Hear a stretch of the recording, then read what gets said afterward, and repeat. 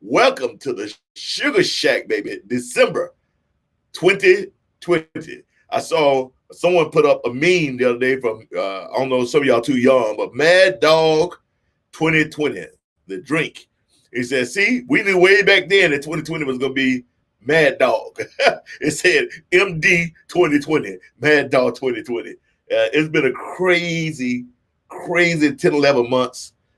Just so much unpleasantness and craziness going on.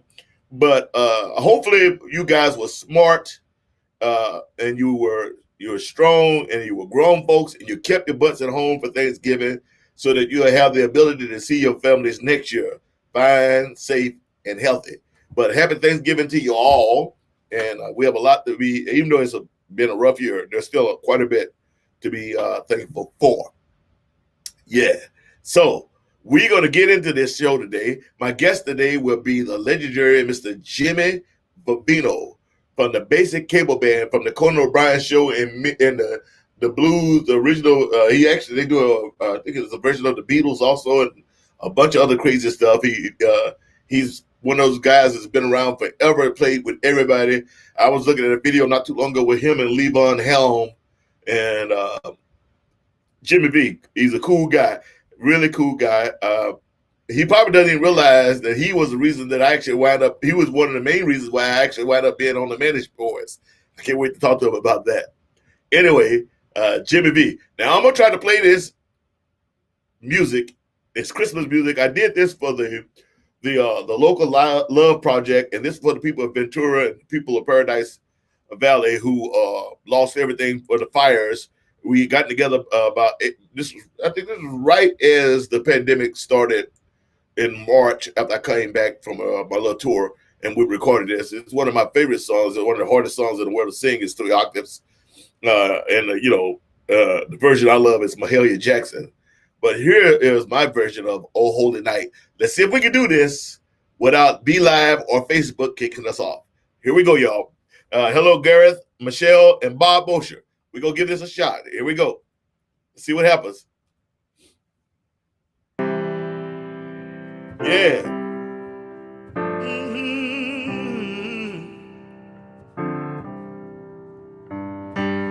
Oh, holy night, the stars are brightly shining.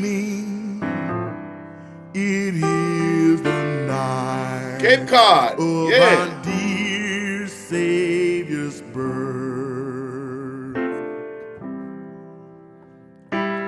Long lay the world in sin and error. So far, so good, Eric. Till he appeared and the soul felt his word. A thrill of hope, the weary soul rejoices, for yonder breaks a new and glorious morning. Fall on your knees. Oh, hear the angels' voices. Oh, night. Can't do that before you warm up.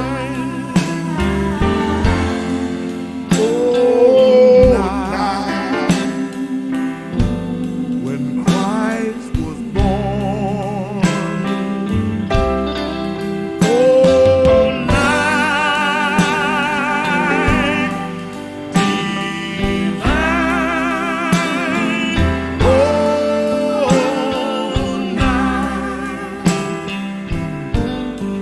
night divine. Alistair Green on guitar here.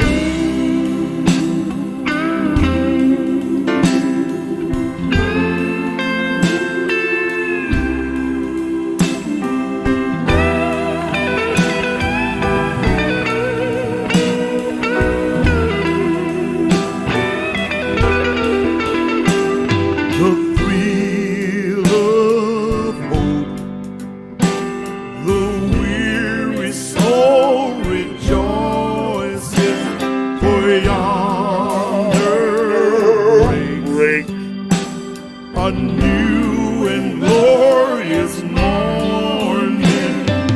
Fall on your knees. Oh, hear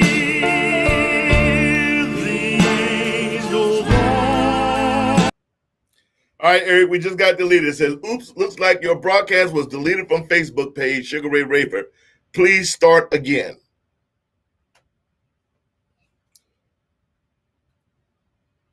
So it was going fine, and then it deleted me.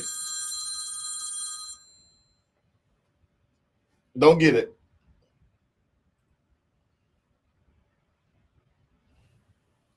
Yeah, don't get it. You're It says, still live?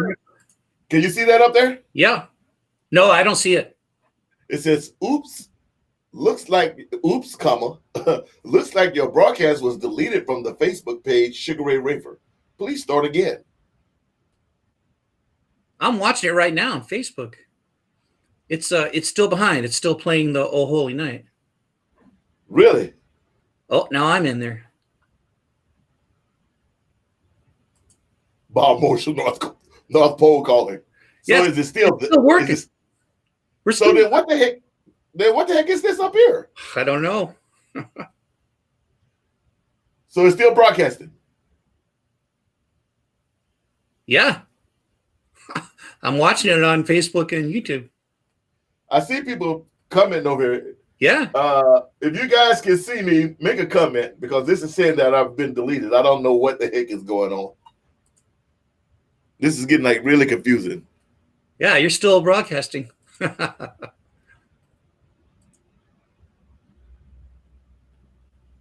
No music here. Okay, I got the music turned off right now. Oops, upside your head. I said, oops, upside your head. That was okay. 2020 insanity. Okay, so this is not a technical problem for us, Eric. This is something going on that we have no control over. Yeah. So it came up. It said, oops, your broadcast has been deleted from Facebook. Please start again. It's still But going. you're telling me that it's still going. Oh, yeah. We're all live on Facebook and YouTube. I'm watching it right now. So what is that? Is that like a virus or something? I don't know. Everybody's like, yep, we see you. We see you. We see you. Okay. I'm going to finish playing it. Let's see what happens. Keep going. Oh, night divine. Oh, night divine. Oh, night divine. Thank you, Bob.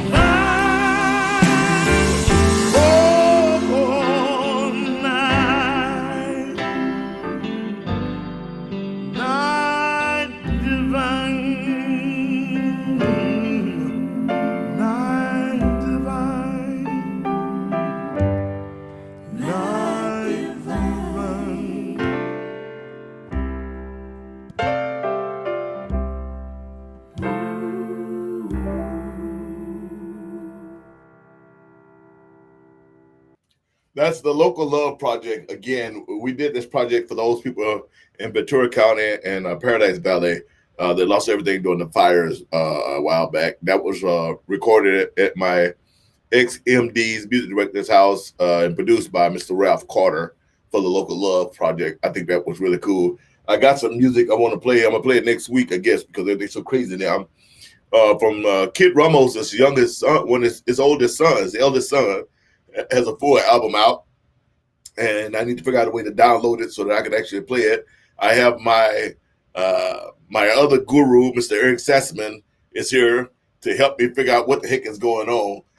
What you guys didn't see is on my end, I'm getting a message saying, "Oops, my broadcast has been deleted from Facebook. Please start again." But everybody's telling me, though, even though it said that, it's still actually broadcasting. So maybe it was doing that last week and it was just having me stop and start for some reason. It could be someone got a virus and someone's having fun messing with people. So looked like we were not deleted from Facebook. And maybe the starting and stopping was just me starting and stopping because I was reading that sign and it was actually broadcasting, but the sign was telling me that I wasn't. And if that's the case, I wish I could find who this hacker is so I can kick them so far in the butt that their grandchildren taste shoe polish for the next 100 years. So, but anyway, hey, my question of today is: do you remember your family's first car?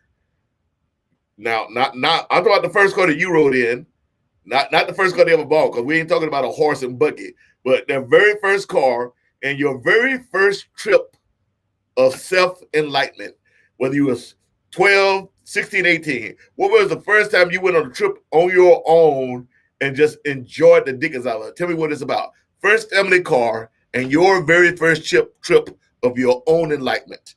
You know, I remember going to this church. This time I was like, this is right before graduation. I think I was like 16. And I was the choir director for this great choir called IYC, which stood for Interdenominational Youth Choir. At one point we had like 315 choir members. And I remember us going to this little church. I want to say it was Mount Enterprise. I could be lying, but I remember it was a little white church. It only had about 12 rows and 8 windows or 4 windows on either side. You know, what you think when you think of a little church, this is what this church looked like. Anyway, the church only held about 100 people maybe. And the choir, again, we was 310, 315 choir members strong. We couldn't even fit in, the choir couldn't even fit in the church. I will always remember of me standing in the middle of the church. I had the idea. I put the choir around the church on the outside. We raised all the windows in the church. And I stood in the middle of the church and direct my choir. My choir outside sang from outside to the people sitting inside. And me in the middle of this church directing the choir through the windows. I will always remember that. That is one of my greatest musical memories. It's something I will always remember. And I want to say it was Mount Enterprise. Again, I could be lying. It's a long time ago, but I will always remember being at this little church and having 300 choir members standing outside singing into people sitting in the church. That was cool in my mind in those days. And even today, I still think that was cool. Christina Beer, Barbara Ryan, I think my parents' first car was a 1950-something Packard. Right on. Hey, Christina Beer, Barbara Ryan, how you doing? Charlotte Besson, yes. White Austin. I don't know the Austin. You know Austin, you know that one, let's bring Eric Sessamon on here. He's always helped me do everything else. Hello. Eric, have you ever heard of a white Austin? No. My first fantastic trip in my first car, Mercedes from 1979, alone on the road for 3 weeks down Europe. Oh, I hear you, Charlotte. 3 weeks down Europe. That's pretty cool. That's pretty cool. We have to talk about some of that trip. I know you. There was some great stuff happened on that trip. Eric, she a wild woman. She owns this great club in is it Denmark? And I could be wrong again. My memory is not the greatest. So you sure we didn't start over? Because looking at this clock up here, it says 14 minutes have gone by. We're all good. Yeah, I've been watching the broadcast. It's still going. Facebook, YouTube. We're okay. Right on. I want to also say thank you to all those people. It's been about the same 5 or 6 people that have given the tip jar. Because of your generosity every week, I've been able to keep this thing going. Eric and those guys found this program for me. It's not super expensive, but it is an expense, but it works really well. First of all, Eric, thank you for that, and thank you for being patient to work with me on all the bugs. And what you guys don't know is usually for every guest, usually Sunday and Monday, we contact the guests to try to work out as many bugs pre-hand as we can. And there's been a lot of times where, you know, you guys have no idea. I have to call Eric. There's sometimes we do an hour show of just working out the bugs. One of these days, I'd like to try to broadcast that. You be shocked. What goes on is kind of like, but Eric, what happens behind the scenes there? No, not at all.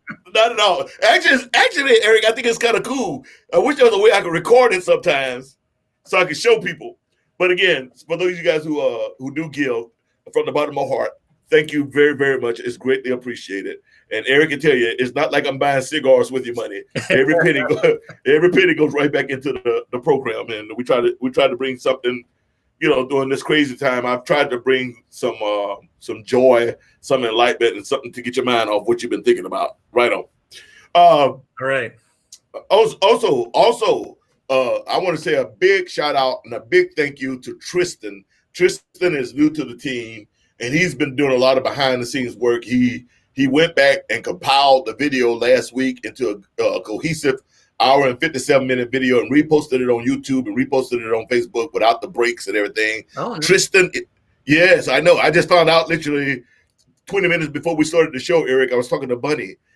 Tristan, if you're listening, brother, I've never got the opportunity to actually meet you. I know you're on the team. From the bottom of my heart, thank you very, very much. Your effort, your expertise, your wisdom, and your kindness is greatly appreciated. Thank you. Thank you. Thank you. So this has been Eric Sassaman. So let me give Eric a plug. If you have any computer problems at all, and you need someone to fix your computer problems, this is the man you need to talk to. Mr. Eric Sassaman. This guy, he knows it all, or at least has an idea how to get it fixed, because he has worked miracles with duct tape and a fork. I need to start calling him MacGyver. So see, Tammy Peters, Charlotte said it was Denmark. Okay, it was Denmark. I was right. Oh yes, Babel. Oh yes, babe. Oh yes, babe. Okay.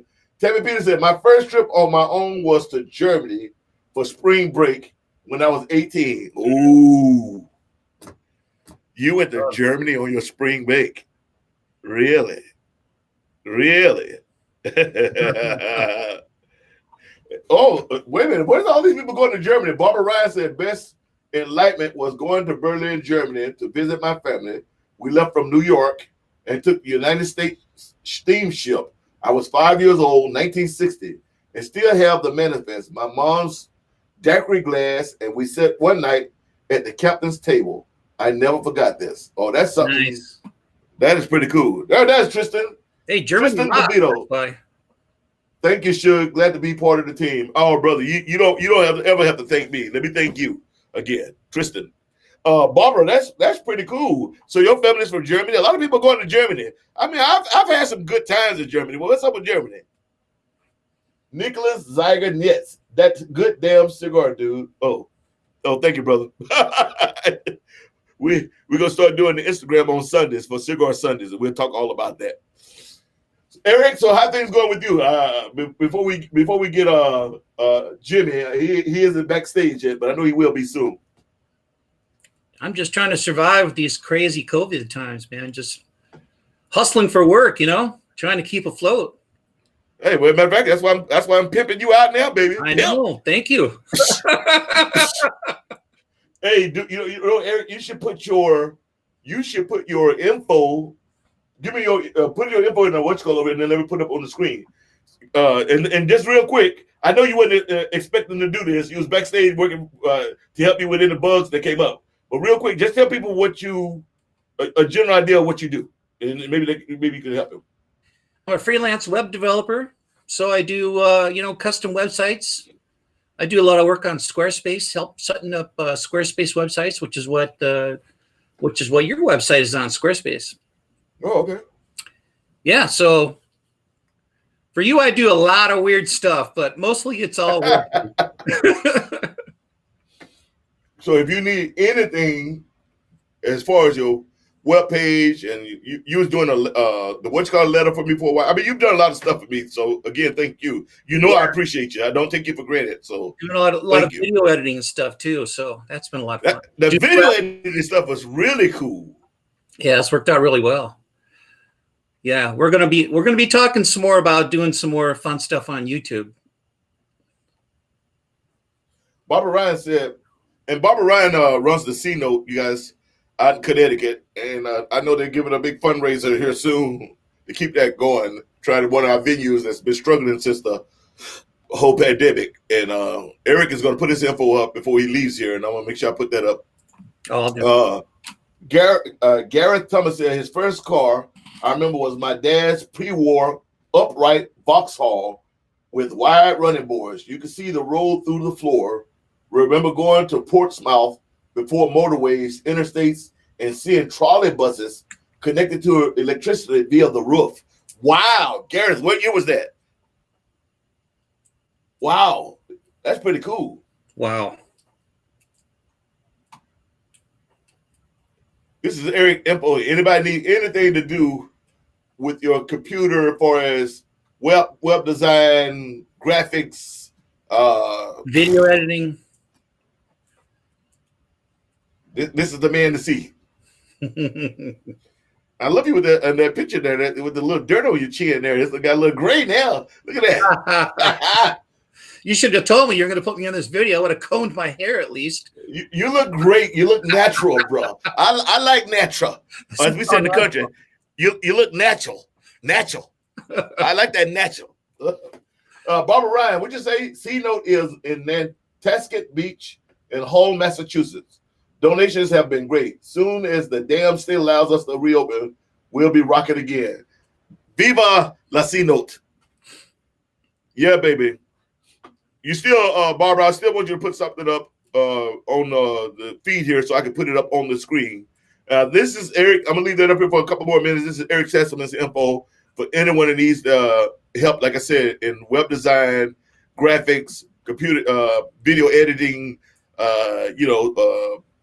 mailing notes. I mean, he does it all. He does it all, you guys. He's being modest. Computer. Fix your computer. And where are you located, Eric? I'm in Seattle. But you can do a lot of this stuff via remote, yes? Oh, yeah. Bob, and I'm sorry, Bob, I'm probably mispronouncing this last name. I'm going to say Bob Gorachek. My first road trip with a band member was 1974 from Chicago to LA to visit Nancy Levinsky at Motown Records. I went to high school with her. Oh, okay, right on. Andre, hola, brother. Hola. Right on. There's Eric's info on the screen, ladies and gentlemen. My parents' car was an AMC Hornet, which is the worst car in the entire universe. That was worse than a Gremlin, I think. It was worse than a Gremlin. And then they gave it to me as my first car. Whew. I remember those Hornets. They couldn't wait to get rid of it. It was a hat. What was the name of that little Datsun? It was a little Datsun that was around for. I mean, they had the truck. Well, they had the truck. The truck was the B210, right? I don't remember. Or the D210. But I remember that little Datsun. And I remember my uncle had, one of his pride and joy, God bless his soul, he's a pastor, go on, him and my aunt. His pride and joy was his Datsun 280Z. Oh, yeah. He had a Datsun 280Z. He used to wax on that thing all the time. It was garage kept, that was his, that was his thing. That 280Z. I remember that. My first car that I bought myself was a 1984 four-door Ford Granada. Oh, man. That's like a grandparent's car. Well, I worked on that summer saving my money. I wanted to buy a Malibu SS, and my aunt was like, "Oh hell no, you ain't getting no sports car." And she made me buy that Ford Granada. Hey, we got Jimmy V. Bring him on. Let's bring him on. We all three up here now. Let's see what happens. Yeah, bring it on. Oh wait, ladies and gentlemen, I got my Cadillac. Jimmy. I'm advertising for Cadillac Zach. Nice. I want my 5%. You better call Zach about that, man. Yeah. Hey, Jimmy. You remember Eric? Hey, man. How you doing? Everything's copacetic. We're old friends. My first car, we've been through it together. Barbara Ryan says that her first car was a 64 Caddy, laugh out loud. What a boat. Wow. Hey. Oh, man. Those were good.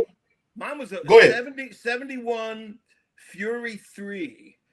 Plymouth I Fury remember 3. those. They were also cop cars. I had a 318 engine. It was like a cheaper Roadrunner, Those were nice though. They got up Really wet. nice. They were so light aerodynamically, it would hydroplane. If you Really? if you started taking off in that thing, you could feel it like lifting off the ground a bit. They were fast as hell for a small engine like that, man. But Well, my favorite car, I owned it for 5 or 6 years, and I sold it. And I'm gonna predicate this story with, you're doing the wrong thing when your wife tells you not to sell the car. really, My favorite. I had a 1965 Lincoln Continental with the suicide doors, white with a baby blue interior. I bought it from an old lady that lived in the beach. This sounds like a story, but it's true. Old lady lived down there in Pacific Beach. Her husband had passed some years before. She was getting sick. The children were selling off the house. This car's been sitting in the garage for 12 years. It had 31,000 original miles on it. It was a manila folder. Her husband had everything he had ever done to the car, including the original sticker that was on the windshield in the manila folder. And I had that car for 5 years. And this is before I bought the avocado ranch. And I was only driving it on Sundays. And so I don't know what got in my damn mind, but something told me I sold it. But I always predicate that. My wife looked me in my face and said, "Babe, don't sell that car." cream and puff. I was like, A cream puff. I've never been, you can't afford to get them now. I mean, even if you find one that's just totally destroyed, beat up, rusted in somebody's backyard, it's going to cost you 12, 15 grand just for the husk. You know, and I paid like $8,000 for that car. Wow. Oh, God. This was before the Matrix. The things we have let go in life, we must. That one I do regret. We must let go of them. Yeah. Completely. Jimmy, I regret that one, man. That one, and that was that's like my favorite car. This is before that movie The Matrix came out. Well, and then then the car got all famous and everybody started buying them like crazy. But I've always thought the presidents used to ride around in those Lincolns. Yes, they did. Really? Yeah, they did. Yes, they did. That was the presidential car. That's right. Yeah, too bad. Kennedy should have not had the blop top, man. He should not have. He should have had, the Pope mobile, or something. But regrets. Yeah, those Lincolns, though, man, Lincoln. They're nice, dude. And I lived in at that time I was living in Fallbrook.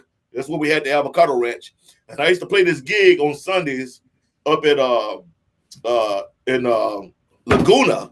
Yeah. At Hennessy's in Laguna. We used to do this every Sunday. And so Sundays, I would pull out the Lincoln, as we say, the stinking Lincoln. And Pam, and Pam would ride with me, and we'd drive from Fallbrook, jump on the 5. It had that big 454 in there, man. And it needed a lot of runway. 10 gallons to a mile, right? That's right. That's about right though. That front end stand up, the back end sit down. And, the chairs in that thing were like sitting in a lazy boy. Those chairs had to be almost a foot thick. And I would be Did it have a bench across the front, or was it bucket? It had the bench. It had the bench. I had the bench across the front, the bench across the back. You could fit 7 people in that car. Easy, brother. And you can put 4 or 5 bodies in the trunk. 3-body trunk, right? 3-5 body trunk. Yeah. I think. Well, if they my size, 2 bodies. If they your size, we can get 5 in there. You put a Fender Rhodes and a couple of amps in there. Now we're talking. Easily, man. Well, Pam, we get on the 5. Pam be sleeping in like 5 minutes. She's like, babe, every time I get in this car, I go to sleep. It's just like it's so comfortable and it's smooth. Yeah. Some people did live in those cars. Yeah, man. They call them land yachts for a reason. That's right. Oh, shit, man. That's Wait a minute. Oops, I said a bad word. We all grown folks here. Frederick Lawson said his was a 67 Impala. Yeah. Right on. The Impala was a nice ride.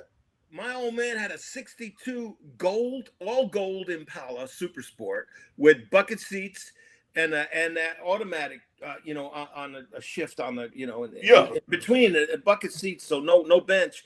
And it broke down eventually, and he sold it for $50 to some guy that was working for him. Some carpenter that was working for him needed a car, and he said, "Oh, take it, $50. What the hell?" My father probably went and got a whole lot of Black Label beer for that. He used to drink that Carling. He said Black Label. Hey, Carling Black Label.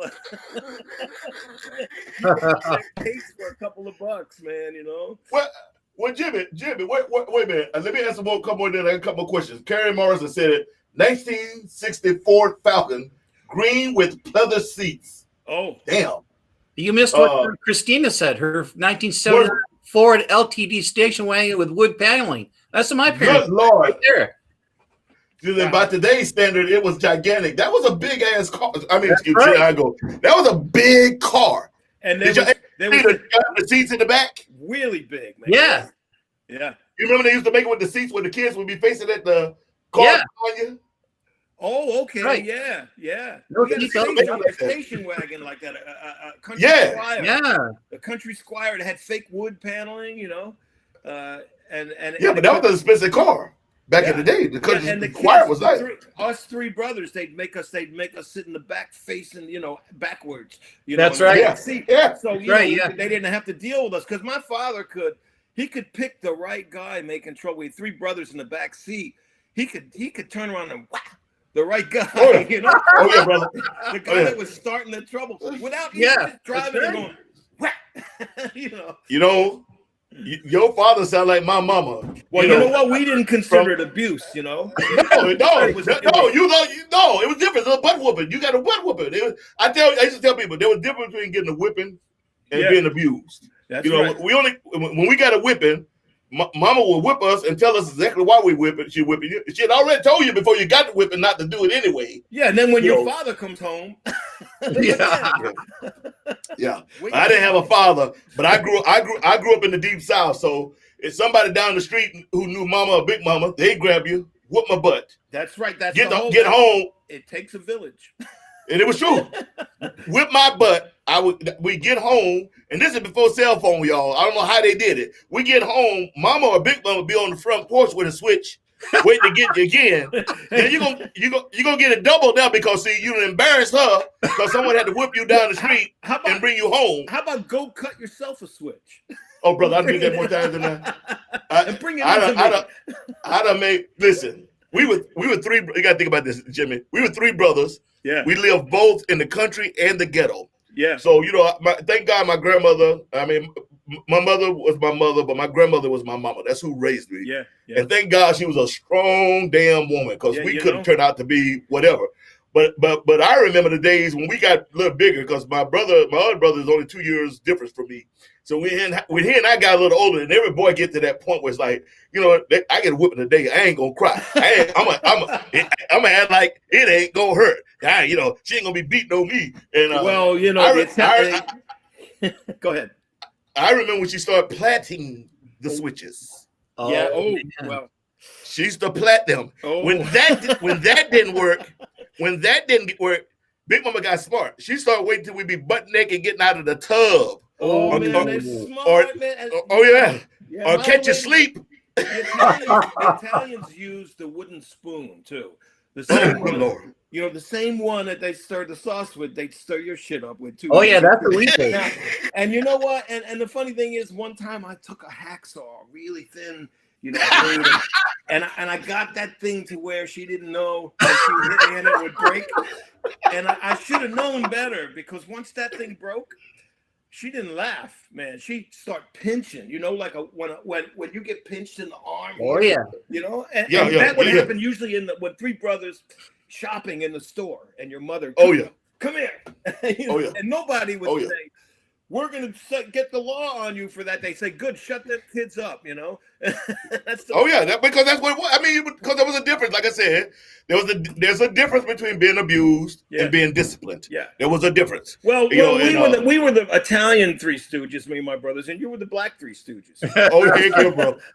A lot of hands-on play back then, Well, that's why we grew up, though. Everybody was that way. Sure. And kids were, first of all, and we're going to get back to the story. Because it is about your first. Today's question was, what was your first trip on your own, and then what was your family's first car that you can remember? Oh, and I got my guest Jimmy Vivino, and I got Eric Sassman. Eric didn't know he was going to be on the show today, but I wanted to make sure we didn't have any problems that we had been having. I'm glad he's on too, man. Just because he's cool, you know. He is. Yeah, we'll get rid of him later, but right now it's us. Maryland, I just saw that in Maryland. Let me go back. I'm sorry, but Paula was better. I'm Michelle McClain. She had PB Beach Cruiser. You should have listened to your wife. Okay, yeah, you're right. First car was a 1960 sky blue Lark 8 Studebaker, $50, 3 on the tree, no radio. The transistor we put on top of the dash had to be turned when you went around a corner, or you would lose the AM station. Good Lord, man, that's ghetto fabulous, man. That is ghetto fabulous, Big Red. Red, was that, were you always in Milwaukee? Was that back in Milwaukee also? Let me know that. Jesus Christ. That's almost as bad as the little black and white television up on top of the console with the 20-inch TV that didn't work in the bottom. And we just had the That's right. That Motorola or whatever it was, you know. With that remote that went clink, clink. Yes. Yeah, you remember that? Oh yeah. And the rabbit ears. We didn't have a remote, Jimmy. We had 2 kids. Boy, go over there and change that channel. Get up. Yeah, that's right. Yeah. Get up. Go change the channel and watch what I'm watching too. No, it was great. And we also had a DeSoto that was really cool, man. When I remember the DeSotos. Yeah. It was a heavy car, man. It had that big molded spare tire back, on it. Yeah. On the trunk. And I remember that was when I was 4 years old, and I got this finger caught in the door, and it was hanging off, and they sewed it back on, and it works fine now. But when that door closed, it was heavy, man. It was steel. Cars were heavy. Man, that's one thing I would say when I used to drive that Lincoln. All these people with all these nice new cars just to get the hell out the way, brother. Man, that's a stone. Because I can tap you and I get a scratch. It ain't gonna do nothing to me. But that fiberglass piece of junk you drive is gonna disintegrate. That's it, man. And when if you hit another car, you didn't want to be in like an MG or a Volkswagen when one of those Sotos hit you. No. But it also had a push button transmission, man. So when I remember that. My mother drove up to the store and she left me in the car. I'm 4 years old. Nobody arrested her for it, right? And back in the day, windows cracked. I'm in there, and I'm laying behind the wheel, and I take my foot and I put my foot up on the, and start pushing those buttons. And then finally, I said, what happens if I push them all in at once? Boom, and they all get jammed in there. My mother comes out the car. We got to call a mechanic. Got to come over and take the thing apart. I got a lot of beatings that day, but you know what? I was wrong. When you knew when you were a kid, right and wrong, you learned it that way. You had to try, get in trouble, and you learn what consequences. It's not a bad thing. Consequences. Yes, a lot of people know there should be no consequences. That's not. I agree. Yeah, I didn't mean to go down that road, but I had a cop pull me up one time. I was in Oceanside, California, at the mall there, and I was with my son and my ex. And my son ran off from his mom, and she called me. She's hysterical. I'm walking all over the mall. I used to be a shoe salesman for Foot Action, and so I'm walking all over the mall. I can't find him. Finally, I find him. He's been hiding out. I'm out in the parking lot, and I'm wearing his butt out, using my hand, but I'm wearing him out all the way to the car. And he's about 5 years old, and so they had cops on horseback over there. That was crazy, but whatever. Oceanside, California, of all places, Carlsbad. And the cop said, "Sir, you shouldn't be beating your son like that." And I'm just whooping his butt. It ain't like I'm abusing him. I'm whooping his butt. Yeah. And I tell the cop, I said, "Listen, man, he's 5'8" years old. He's 5'8". He's 5 years old. So when I remember thinking when he's 16, he's 6'3", 250, and it's 3 o'clock in the morning, and he's standing over you and your wife breathing hard. Ain't nothing I could do then." and the guy, I actually told him that. This is a God's honest true story. The cop him and his buddy both on horses. They just got the horses. They just turned around and walked away with the horses. Man. Now the thing, my son is just turned 28. He's 6'7", 6'8", 285, but he's a good young man. He's a very good young man. And I'm very proud of him. That's because he got brought up right. Hey, he got brought up right. Mary Liz's friend knows about the wooden spoon. See, she understands. Yeah, I'm watching. They're hung on the door. People writing it. I just realized, of course, I just realized I can look over here and see what people are saying too. Yes, you can. and feel free to answer any of those. Yeah, it's a fast world, Daddy. I remember that. We got to the point with I got 5 kids. We got to the point where we would just threaten to go get the wooden spoon. Yeah, that's all it would take. I'm going to get that spoon. And but you got all girls. Well, you got to collect your punishment. You have all girls though, 3 right? girls, 2 boys. Oh, you have 2 boys. Okay. Well, the sisters older though, so you had more parents. Really, if you had older sisters, they were probably looking out for you. Looking after you. Yeah, right? yeah. Because boys got to try any and everything. Oh yeah.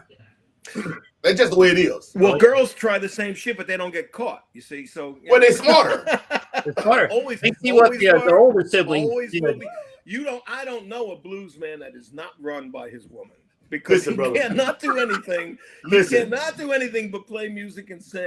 And everything else is nothing, Jimmy, I'm gonna tell you. First of all, that's 120% true. Second of all, let me tell you, on the stage, sometime I have this story I tell about one of the songs. I say, young men in love, 18 to 25. I say, you don't know a damn thing. Matter of fact, if you 18 or if you 25 and your wife is 25.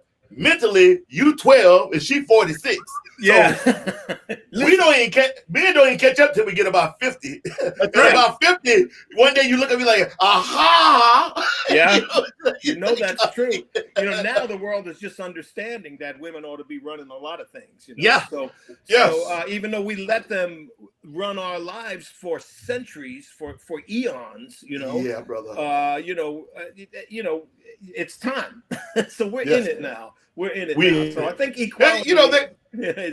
They've always been. I think women have always been smarter. Men do some things well. Women do a lot. Any man, whether you're a musician or not, any man that's got a smart woman at home, usually it's the wife that pays the bills, that runs that household, blah blah blah. Because women have that ability. They can compartmentalize. They can put stuff. They just have that. Men don't have it. I told somebody the other day. I said, "Thank God Pam survived this cancer, because if she'd have passed, first of all, I don't even know the password to get into the.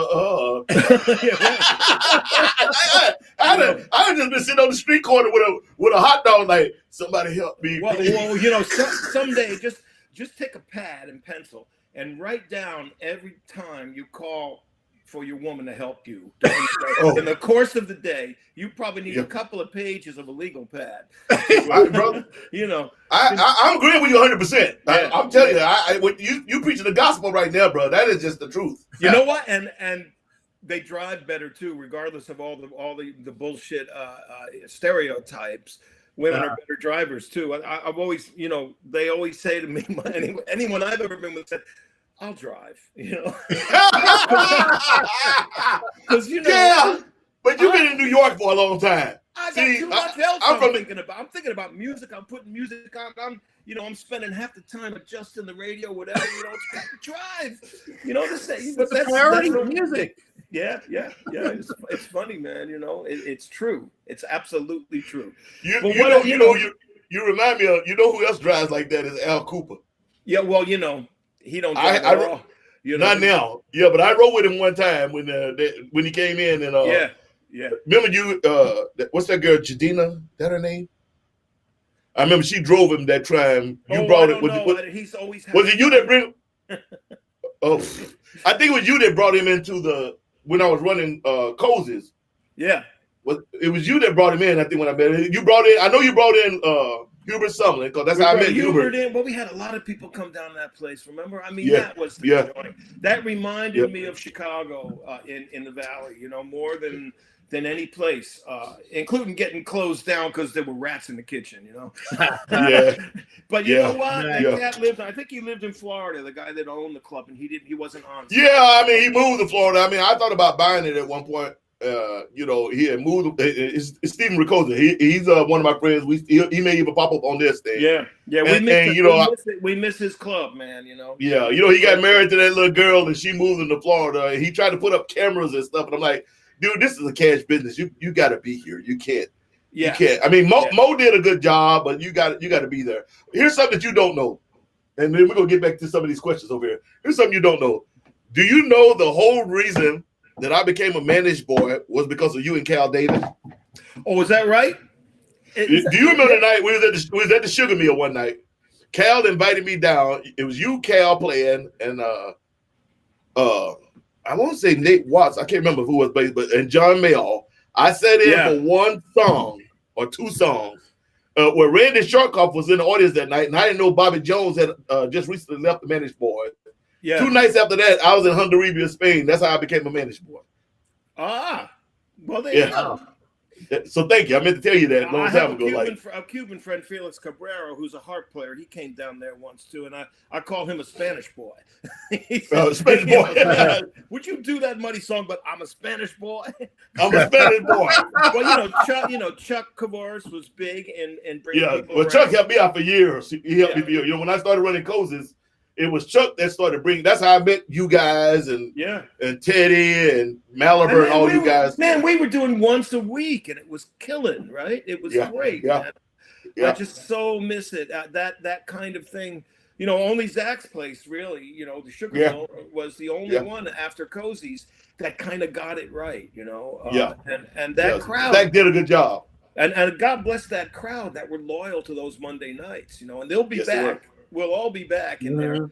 But man, we were not shoulder to shoulder. We were head to head in that joint. Oh, dude, there were nights. I know there was nights at Cozy's where I literally, you know, he only had those 2 tables in front. I would literally have to push those tables out the way, and people would sit Indian style. I mean, the place was only supposed to be like 100 people in there, but we would have sometimes 200 people in there, and there'd be a line of people outside waiting to get in. But you know, where else could you see guys like you and Slash and Vivian Campbell would be there, and Malabar and Hubert Stumlin. Malabar and wow. Man, I bet Honey Boy even came in one night and sat down and played. I mean, it was just crazy. I mean, I was getting an education out of this world. You know, my thing was like, hey, play whatever you want to play, long with whatever you play, be the blues. And you know, also all you rock guys, the big rock guys were there. They all trying to play blues. That's what I meant. What's the brother that plays with you a lot of times? He used to play with you. He always would be barefoot.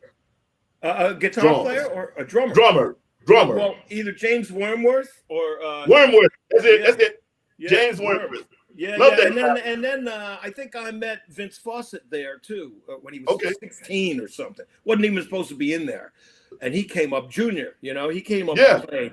And I said, you know, and I would say this to a lot of people when I first got to California. How come I never heard of you before? Man, you were right. You know, and I learned that the scene was deep here, you know, a lot of people. And I know from coming back here, and the first time I came, well, you know, I want to get into that first trip. The first trip I made was out here probably with Phoebe Snow in the 80s sometime. And we went to that place, the Palomino, and played.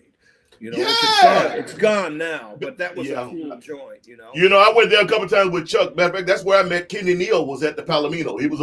Kenny was up playing. Him and Lazy Lester. Yeah, they were there. Yeah, man. I used to see the Alvin brothers would play there, and you know, the Blasters, those kind of bands. You know, a lot of West Coast. You know, the West Coast guys when I first came out here, you know, they were into jump blues. More than Chicago blues. You know, they had a jump blues scene going and players that were so great, man.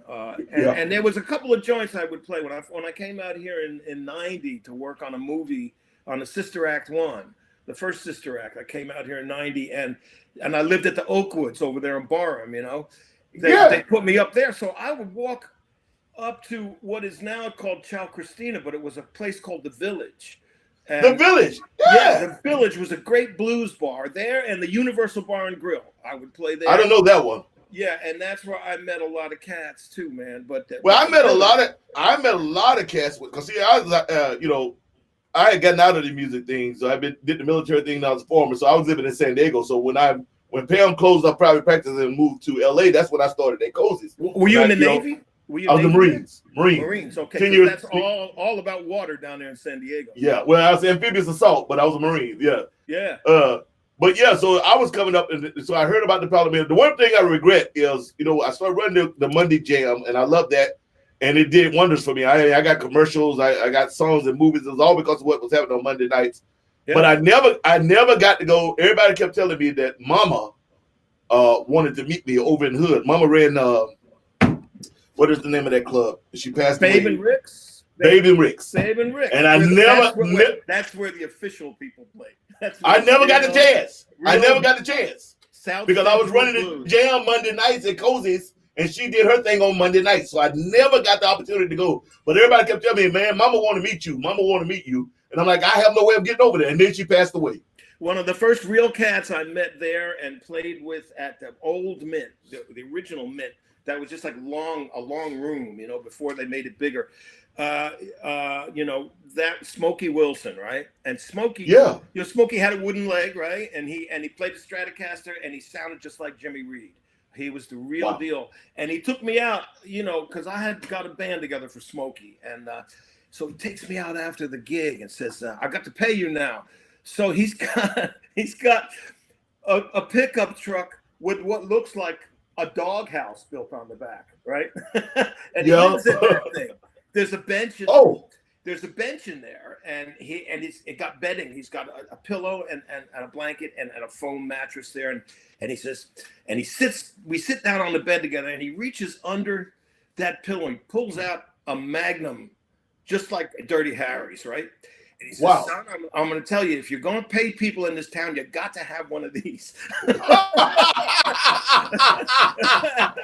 he pulls out that wad of cash he made, and he pays me my $50 or whatever. But he's got that wad of cash, but he's got that gun in his other hand. So don't try it, man.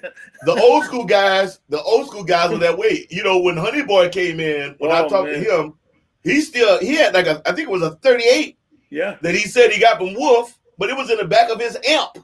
Yeah. And I guess it stayed in the back of his amp. I had that amp for a while, that twin of his, that had Honey Boy written on top. Rick Reed had given it to me.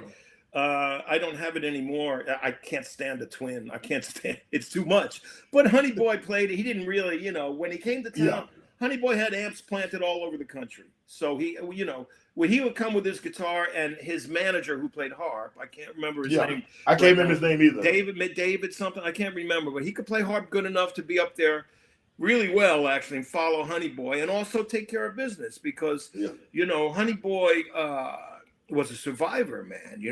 The only reason Dave Honey Boy Edwards had the career he had in the end is because he lived so long, and he was all that was left. But back in the 30s, when he was running around with Robert Johnson, he was kind of like carrying the guitar case, and collecting the money and doing a lot of work, coming up behind these cats, and he learned a lot, man. And that he was the real deal, that kind of stuff. Those kind of guys are disappearing quickly, Yeah, you don't get, it's sad, man. And sometimes I get sad that I'm the Johnny come lately. I wish I'd had an additional 20 years. I mean, I was gospel and then went military and just let music go, and then kind of got back. But I've been very fortunate to meet people like, I had the opportunity to sit down and talk to Louisiana Red, and I got to talk to Henry Gray, and I got to talk to Lazy Lester, and I got to talk to Honey Boy, and because of you, Hubert, and it's like, I'm envious of you cats that were smart enough to get into this music at a young age when these guys were still around and understood what the freak was going on. Yeah, well, those guys are professors in life, in more than music. A lot of people, might say there might be political views about white folks co-opting the blues and all that, but that was never in the conversation. It's never the people who are actually having a relationship. It's people that don't have a relationship that start commenting on what you should do, how you should act with this person. But we're family. We slept in rooms together, we traveled together, and we never had a problem, And now I'm taking these guys as Yodas to me, that talk not just about the music, but more about life than anyone I've ever learned from. And, Johnny Johnson, Hubert, Sun Seals, Otis Rush, all the people that I played with over the years, I've always found to be gentlemen, and we didn't discuss how bad things were. We just discussed good things, because that was because it was always bad anyway. So Yeah. most of those older cats, even the gospel world, they were the same way. Because I had gotten up pretty high in the gospel world. It was the same way. It's like there's no need to discuss this. Everyone know what the deal is. Then we just treat everyone.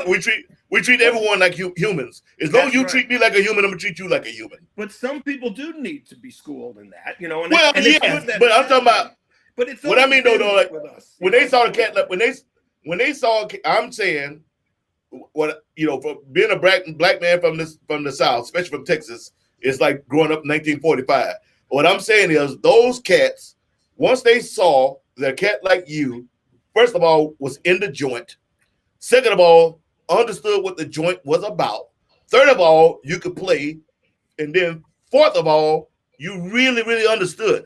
They didn't need to say anything. No. But at that point, you just a youngin', whether you was black, white, green, purple with 3 horns, you's a youngin' that want to learn about this music, and they're gonna take you under their wing, and you family. And there were cats that could tell you stuff without even saying a word about it. Now, I went down with my friends in the 70s, my first trip to Chicago. I guess that was one of my first trips ever. I went to Chicago because I was going to the checkerboard. I was going to see Buddy Guy and Junior Wells. I knew when they were playing. I was going to go to Chicago with my friends, and we were going to go in the checkerboard. And we went in there, and we were like a little bit of dander, in the crowd. Yeah. So they let us in. We paid to get in. I'm watching. There's like one light bulb hanging feeling, on stage, and Buddy and Junior are playing, and it's so great. And then it's like time to leave, and the bouncer, the cat at the door, he says, let me help you cats, let me help you boys out. And he grabs a baseball bat and he walks us out to the curb and says, let me get you a cab. And he's got a baseball bat in his hand. Yeah. And because he knows that even a black man out in that neighborhood could get in trouble. So he's going to take care of us because he knows that we love the music and we have, we have no problem, here's something I've told people a long time. I said the one thing about black folks, and I can say experience of this because I'm a Negro, I'm black. the one thing about black folks, people always talk about black folks being scary, being aggressive, blah blah blah. I'm gonna tell you something. If you go to an all black club, all black restaurant, and you're not black, but when you walk in there, you act like you belong, not like you own the joint, but act like you belong, and that you are not afraid and blah blah blah. 99% of the time, you are going to be welcomed as anybody else. It's right. It's only when you walk in there and you act like you're afraid and when you look like you don't belong, you're going to have problems. But if you walk in there and you treat everyone the same as you was going to any other place, they're going to treat you the exact same. We're all there for the same reason. Exactly. And that's cool. And and there's good and bad people in every people, and regardless of color. It's funny. It's kind of like that scene. It's like that scene in Animal House where they walk in, after they have Otis Day and the nice play at their frat party, they're like, oh, we're best friends. Otis, my man. Oh, they walk in and the joint freezes and everybody goes, and then they go right back to what they were doing. Like, quick reaction. White folks walked in, but then, everybody has a good time, and the fact is that should be in any situation, not just in music. I know from Darlene Love and Sissy Houston, taking me into their churches. Yeah. I was always welcome, and I learned to sing more, with Darlene and with Sissy, especially. I did 2 gospel albums with Sissy, and she. Did you really? Yeah, she had a choir in Newark. I did arrangements, horn, strings, rhythm section. I had Mean Steve Jordan and Will Lee and who was playing organ player. Well, her church piano player, which is something, Yeah. And I went to Sissy's. She said, let's talk about the arrangements. Come over to my house. I drove over to her house, and I knock on the door, and she says, yeah, my piano player is going to be here. I want you to meet my piano player. And damned if it wasn't a girl that I went to high school with who was in the Army. Ouida Harding, Ouida, Ouida Harding. Now, all through high school, because she was a church piano player, we never knew she could play piano. Yeah. She didn't play in band. Because you didn't do it. Yeah. On Sunday, the people, the players in those churches, man. Yeah, brother. That's what Vince Foster plays drums in listen, church, I tell people all the time. I mean, I know a lot of people who didn't know, unless they happened to come to a revival or something, they didn't know that I was into music. In school, I played basketball. But you didn't do both. If you was in church, you stayed church. You know, especially in the South, it's not like now where you could hide it. Back then, it was like, anywhere you went, someone knew you. You're like, hey, aren't you the choir director? Hey, you the state choir director. I got to work with Dr. Matty Moss and all these people. So you couldn't go back and forth. I said that to say though, I remember when I first came to California, the first time I went back to say I'm gonna play some music. I was a bouncer for a long time in Carlsbad at this live rock venue. And I said bouncer. I was the cooler, and I had a bunch of bouncers working for me. And first time I sang, somebody like, man, I didn't know you could sing. I'm like, yeah, But it was funny because I remember asking the keyboard player later. I say, hey man, and I was trying to be as nice and sincere because I just didn't know. I was younger. I said, man, did you have a problem? You had a stroke or something? What was wrong? He's like, what do you mean? You're like, what do you mean? What's wrong? I said, well, you were using one hand, so. I didn't, what's wrong with your other hand? He's like, what do you mean? I'm like, well, you playing the keyboard, it sounds good, but you was only using one hand. And the guy's like, well, yeah, I kind of moved that. I was like, oh, so is that the way people play? He's like, yeah. And I thought there was something was wrong with the cat. And then I saw a couple more cats play that way. And then I had to realize I grew up in the church. So I grew up where organists played 10-finger chords. And feet. The bass line was played on the foot pedals. Yep. And a lot of times they'd be singing and directing the choir. Well, Twinkie Clark. I grew up with that. You know the Clark sisters, right? I knew their mother. I was the choir director for their mother, Dr. Matty Moss. So I knew Dorinda and Twinkie when they were little. Matty, yeah. My age. Twinkie, man, what an organ player. Is my living in vain? Yeah, I remember that. It was everywhere, dude. It was everywhere. Well, that's where I was going to circle back to where you said, "Oh, when you weren't always a blues singer." But see, gospel singers, they connect with every word that they sing. A lot of people that learn the blues or do the blues that don't live it through every word. Every word you're singing is more important than every note you're playing, Yes. And what happens with a young bunch of players is they think it's all about the guitar solo, but the guitar was just a relief for the singer. It was 12 bars of relief. It wasn't about waiting for the guitar solo. It happened. You waited for Muddy Waters to come back in, or Wolf, and every word connected to every word, and that comes from gospel. Those guys like the Swan Silvertones, and they were kings. When they visited a town and they came to a church, they were treated like they got chicken too, along with the preacher. So, I never got to really see them. My era was more the Jackson Southern Elves, the Mighty Clouds of Joy, Willie Neal, and the Gospel Keynotes. See, we were all in that circle. That was my circle. Remember the Mighty Clouds of Joy had that Ride the Mighty High, that disco? Yes, sir. Yeah, man, you gotta ride. Yeah. Man, and it's funny. They call hell for that. Let me tell you, they call hell for that. Of course they did. But Otis, Sam Cooke, Wilson Pickett, they all started in church, man.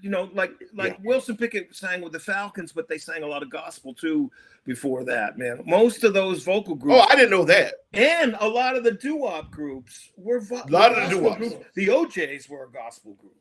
That much I didn't know that. Eddie Levert had a way. When they were OJ's, the Sammy String, Eddie Levert, and I can't remember who the third singer. There were three singers, and I can never remember the third guy either. But they had a way. I can't remember his name. It's terrible. I can see his face. I can never remember his name. But Eddie Levert had a way of singing and singing back up at the same time, jumping back and forth, and they had this beautiful weave going on vocally as a trio. One of the greatest. Disco brought us a lot of gospel groups that came in and made these records, man. Yeah, they caught hell for it, but they made a pile of bread, because gospel at one time was where all the money was, well, it wasn't for us musicians, because trust me, I worked at many a midnight musical. I worked for the state church. I worked in the national church where I met Dr. Matty Moss for the Love Alive Choir. I knew Papa and Mom and Pop Winans. I didn't know BB and CD, but I knew Marvin and those guys. My mother was being recruited by doctors, which was Reverend Dr. now Shirley Caesar back in the day. Oh, so I mean, we were doing more choir stuff. So for us, it was like, you pretty much worked for free. You're working for the Lord. Now they would make sure we have all our instruments, and every once in a while they take up a love offering for us. But it was, but the groups, the gospel groups, were making a killing. Yeah. The Blind Boys of Alabama, the Mighty Clouds of Joy, all those guys, they were making a killing. Did you know that? I mean, it's common knowledge among some people that Thomas A. Dorsey, who wrote a lot of the well, I knew he was Bessie Smith's piano player, right? He was Georgia Tom he was Georgia Tom. He used to play with Scrapper Blackwell and Bessie Smith as Georgia Tom, though, not as Thomas Dorsey. So he was doing double, like moonlighting. I knew that through I found that out probably back in 1980, 70 something.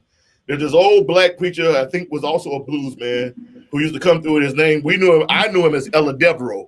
I don't know if he had a blues name, but he brought his guitar, he would sing and play the guitar. But he's the one that told me that, because we were standing there, and there's I'm Church of God in Christ. There's always a picture of Brother Dorsey somewhere. Yeah, Brother Dorsey's in church. that movie Gospel that was made in the 70s, that great movie made in the 70s called Gospel. I don't know that. And they walk Tom Dorsey down the aisle of the church, and he's like 90 years old or something, and they bring him up. But it also has a great Clark sisters, Shirley Caesar. Everybody's in this movie. It's just called Gospel, right? And there's one scene. It's not who would be the West Coast version of Reverend Ike. I can't remember who he was. So his church. It's all done at his church. Bishop Blake. No, but in the end, is it done in West Angeles?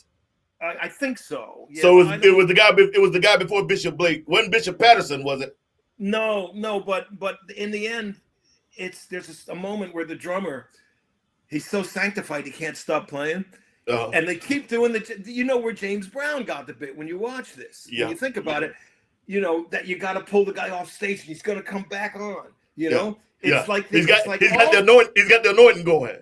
All of that, throwing the cape over him and throwing it, that all comes from church antics. Yes, the performance in church, though, was not so much showbiz as it was the absolute sanctification. Yes. There's something that happens in the room. If you can't get with that, man, you can't get with nothing. we call it the anointing. And when you get the anointing, and someone gets anointed, whether they're getting the Spirit, or some people say when they call it the Spirit, the Holy Ghost, we call it the anointing. And when someone got the anointing, it was a rule of thumb that you didn't stop the anointing, because that's God speaking. So you let it roll. So if the song went on for 30 minutes, then it went on for 30 minutes. That's right. And that's, and it's amazing how it's about building too, because nothing starts, you don't come out of the box like that. It has to build to that and to be real.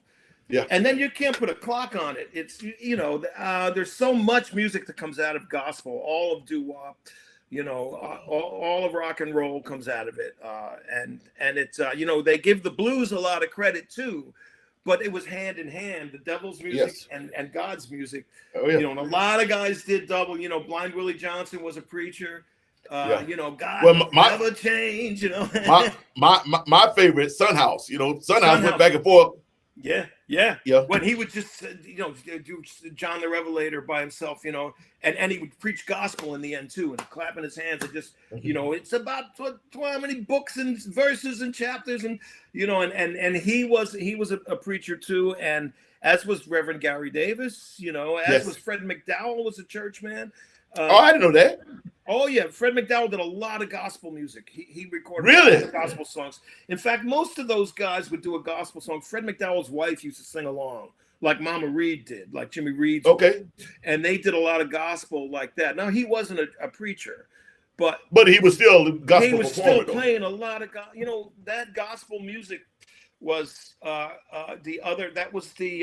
relief from the blues, because of course the blues in those times wasn't about good times and happiness. No. It was about misery. So there was gospel to counterbalance it, in your life, I work with this old cat Yank Rachel up in, we found him. I got a call from John Sebastian one day, and a typical call from John is, "Hey, Jimmy, guess who's alive? And I said, who's alive? He goes, Yank Rochelle, who played with Sleepy John Estes and Hammy Nixon in the 3 J's, you know, and he lives in Indianapolis. He said, let's go. So we got some plane tickets. We went and we found Yank, you know, and he told us a lot of wisdom. We brought him up and played. It's a long story. I don't want to get into the whole story now, but ultimately when we started just talking together, you know, and I would say, hey, you played with Hammy Nixon. He would go, Hammy played with me. You know? and then he said, the one thing he said in the end of the day was, don't forget, Jimmy, we're not musicians, we're entertainers. You know, this music was not meant for people to fold their arms and write history thesis about it.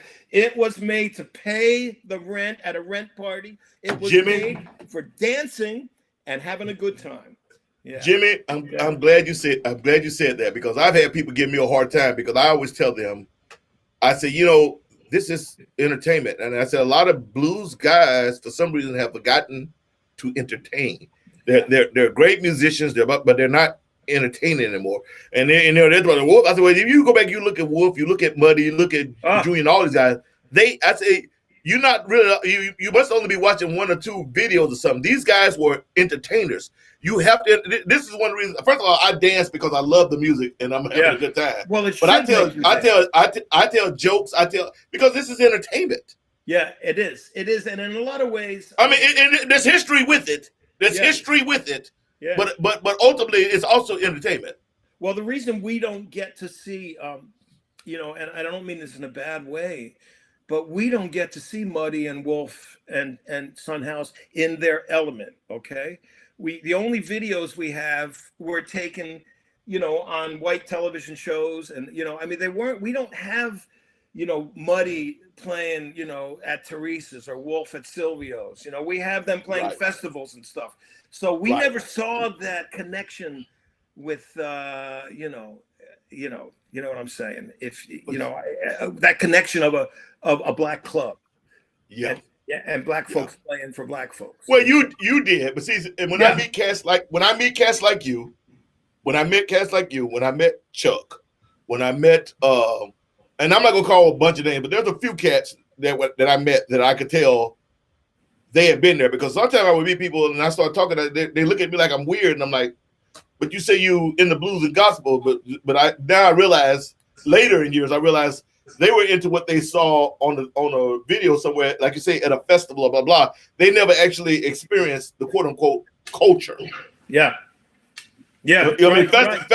Festival culture is totally different from what goes on into a hole in this church or a hole in the wall back in the back country where it's the real deal. Oh, you know, there's no pretense. It's a whole different ball game. Well, Son Seals told me that his father, you know, because I asked him, I said, man, you know, we got to be really tight and we wrote songs and recorded records, but I would go visit him and I'd stay at his house in Chicago, and he said, you know, my father in Osceola, Arkansas, he had a juke joint. He goes, so that's how I became a drummer. You know, and he played drums with Albert King before he became a guitar player.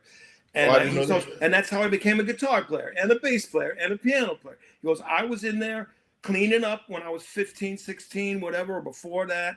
And the instruments were always there, and I would go over and learn to play, you know, watch people play.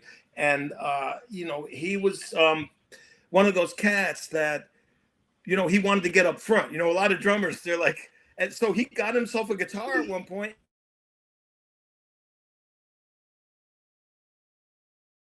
Another guy like Hubert, where it was heart to hand.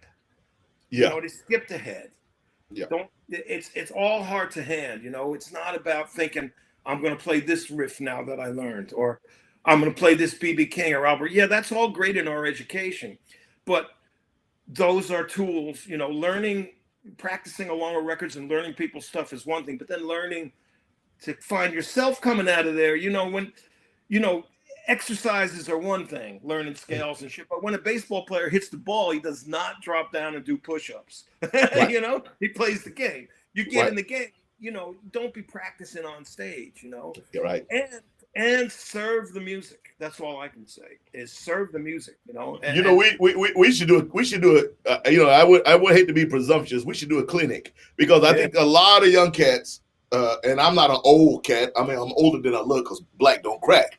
But a lot of young cats, and when I say young, I mean 50 down. They really don't get that. And sometimes, I don't say anything because I don't think it's my place to say anything. But I'm like, you're kind of watering down the culture a bit because you haven't really. I can tell that you haven't really studied. You're a beautiful player. Your fingers are faster than my eyes can blink, but you're missing. You're missing. As the young cat say now, the grease. You got the chicken, but you didn't batter it up the way it was done the old way. No, and it's about playing with people, and you know what it is like. What's the true sign of a great player might not be a virtuoso. It might be somebody that can play in a band. To me, and be part of the band, and wait a minute, there's a need for everything. Say that again, Jimmy. Say it again. I hate to put you on the spot. Say it again. Well, I'm just saying that you're a good player when you can play in the band and be in the band and serve the music. Yes, we do have a lot of virtuosos, and youth wants to get that out. Gunslingers want to be fast, but there's a movie, Unforgiven, with Clint Eastwood, where he's one of my favorite movies of all time. William Money. Now, when William Money gets in a gunfight, he does this. Boom. Bang. Boom. Everyone else is drawing and shooting, and he's just picking them off one by one because he's playing the game. He ain't. It don't matter how fast you get that gun out of the holster if you can't. You can't hit anything. But no, hey, somebody mentioned Mindy. That's a great analogy, brother. Hi, Mindy Giles. Yes, Becky Brindle was in Indianapolis when she called John. Becky was a friend of ours that we knew, and she called John about Yank Racial. So that's how it came from Becky. But yeah, Mindy, you loaded, man. You had a great time. Sun Seals, the Dipsy. Yeah, okay, the Dipsy Doodle. He mentioned the Dipsy Doodle in a song called the Osceola Blues. He mentions the Dipsy Doodle, I believe. Yes, and people talking about, B.B. King. You mentioned B.B. King. We'll mention people, but B.B. King goes without mentioning almost. We live every day and we don't talk about the sun. Yeah. We know where it is. We know what it does for all of us, and that's where B.B. King's at. And I had this old saying: if Eric Clapton is God, then who the hell is B.B. King? B.B. King. He must be Buddha, or something, or something higher, higher than that. Yeah, no, I agree with you. Yeah. And I think Eric would tell you the same thing. Yeah. Oh yeah, Eric didn't buy that stuff, man. Eric has had a life of tragedy. Yeah,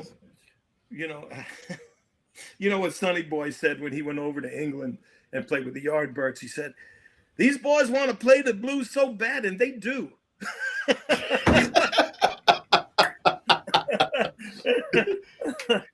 The old cats had a way with words, man. There's a cat that I missed. I didn't get to meet Sonny Boy Williamson too, Rice Miller.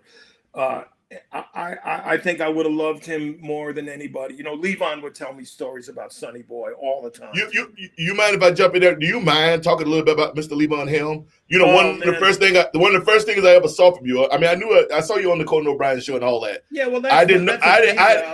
But see, I'm saying I didn't know that you was that deep in the blues. That came probably like a year later. Chuck and a few guys got together. But anyway, I saw this thing with you and Levon. Some of y'all used to do every year at Levon's barn. No, we did the Ramble once a week, the Midnight Ramble. We started that. I had a house in Woodstock, and Levon lived pretty close to me. And he used to say, "Jimmy V, you could hit a rock." He called me Jimmy V because he couldn't say Vivino. It wasn't in the Arkansas phone book. So the same way Huber called me Lavina. Jimmy Lavina. I said, well, that's why I'm Jimmy V now, because Levon called me that. When you get a name in a gang, and I was in Helm's gang, you keep a name for life, So he lived right down the road from me, and I was up there doing one of those homespun videos, how to play blues piano with Johnny Johnson up at Happy Trowns, and me and Johnny were up there staying at my house. And Johnny, when it came to terminology, and Johnny would play. I said, Johnny, what do you call that? He goes, oh, grabbing a handful of notes. that's the technical term, He was like a second father to me, Johnny, And so Levon had just got his first cancer radiation treatment, And his daughter Amy called me and said, Levon wants to come over. I said, you sure he's feeling well enough? And he comes over and he's got like aloe, balm on his ruby red throat. And there's steam coming off him. He just got back, and he wanted to meet Johnny Johnson. He didn't care what kind of shape he was in. And he said, why don't you bring Johnny over to the barn and we'll record him? I said, yeah, good idea. I rented an acoustic piano, brought it in. I just spent money like wildfire because Levon was right. We made a record that I still haven't released because everybody started dying. Rick Danko died, Richard Bell died, Johnny died, and then Levon died. And I said, that's it. I can't be the guy that's putting out this right now. But you kind of got to be the guy though, Jimmy. You the last one of that group standing, and I don't mean to be. I'm gonna put it out now. Okay, because I don't want to be pushing you, but something like that's history, man. You can't not keep holding on to that forever. You got to kind of let the rest of us hear that, if you don't mind. Garth is on it, and then Jimmy Weeder and Garth and Randy Charlanti and John Sebastian and Happy Traum, and it's a Woodstock gathering in the barn, So eventually, I'm going to put it out when I think it's time, Before I go, I want to get it out, but it will all be gone one day. So you're right. Yeah. Leave something behind. Leave something behind. We could talk all day, and we will, about this shit because if something to Levon was country smart, which about, he didn't suffer fools, and he could hold a grudge like any of the best of the Italians forever. And we were family, and I'm still family with his family. So we were family, and so Levon came over, and then I would go visit him down by he had a little pond he had dug out in the back of his house behind the barn, and he'd sit down there all day and make a smoke fire, almost like a Native American thing to ward off spirits and to heal himself, and he had all these old ways, these wise old ways. And he said, Jimmy V, nobody will hire me now that I can't sing. I said, really? Let's start a blues band. You be the drummer. That's what you do. And so we did. We started the Barn Burners because Levon had burned down a couple barns and houses in his life. Even I heard some stories. Yeah, they burned down a house in Malibu, and they're pushing Garth Sorgan out onto the yard and saying, "Damn, everything's going up in smoke." And Richard's piano went up, and so we started this band, the Barn Burners, and we started working for a while. And then Levon got the idea. He said, "You know what? I don't want to go out and play anymore. I want people to come to me. We'll do a good old-fashioned midnight ramble like we did in Arkansas once a week." So we started doing that together, and we exploded. It was beautiful for him. His last 10 years of life, he won 3 Grammy Awards in that time, with the help of Larry Campbell producing and the band playing, all of us, the Midnight Ramble band, and he won 3 Grammys. The band never won any. I mean, never. They never won. Yeah, but it's yours just the same. I mean, yeah. Well, there was no term Americana, Right, which is what they try. That's kind of what they're trying to push me now. Is this quote Americana thing, and I'm not sure about all this. Well, I don't. Blues is Americana. Blues. I had to learn this, Jimmy, because I was like Americana. My mind first started thinking was country. Now, when I went down to Nashville for my first Americana festival, I was shocked. I mean, I was blown away because it's everything, any kind of American music you could think of is under the Americana umbrella. And I was like, this is actually kind of cool, man. I would go in one club and I hear some great country. I go in another club and there's some great blues playing. I go over here and somebody's playing like deep soul. And I was like, this is kind of cool. Everybody's kind of melting together like this. Chuck Berry would tell me that I would ask him what, because through Johnny Johnson, I worked with Chuck a lot and I had a good relationship with Chuck, regardless of stories. Here's a man that was so wronged. Here's a man that was set up on the Mann Act because, people didn't like their daughters going after Chuck Berry because he was a handsome, brown-eyed, handsome man, you know. And so they set him up and sent him away. And when he came out, he wasn't the same, you know. But we were, because Johnny was there, Chuck was respectful to everybody that was Johnny's friend. That was the way it went. So I never really got all of that bad stuff out of Chuck. So I would ask him, and he said, well, I listened to the Opry. You know, that's what I learned. You know, that's what I heard Hank Williams, and I heard, you know, all of that. You know, and it was country, you know, gospel, country, and white gospel, black gospel, country, blues are all one thing. They are all rural American music. They are American. I agree. You can't have any music, first of all, be it jazz or country or rock and roll, without blues. You know, and country also applies to that.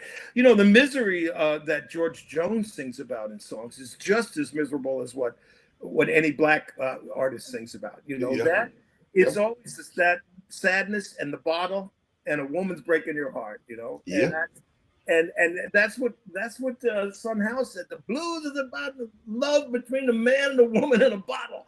You know? Betwinks. And he said the old school way, like Big Pop knew, you say betwinks. It's betwinks. Yeah, you know, and we mean no disrespect, but some of these quotes have to be quoted.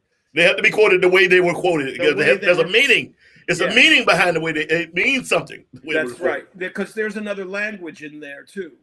There is. That is acceptable in the blues world, you know, as the language, you know, and that, and you know what, and all of those cats heard country music forever, you know. It was what was on the radio, you know. It's what I heard. DIA out of Memphis, you know, and Sonny Payne down to KFFA in Arkansas, and then Walking the Dog, Rufus Thomas, DIA.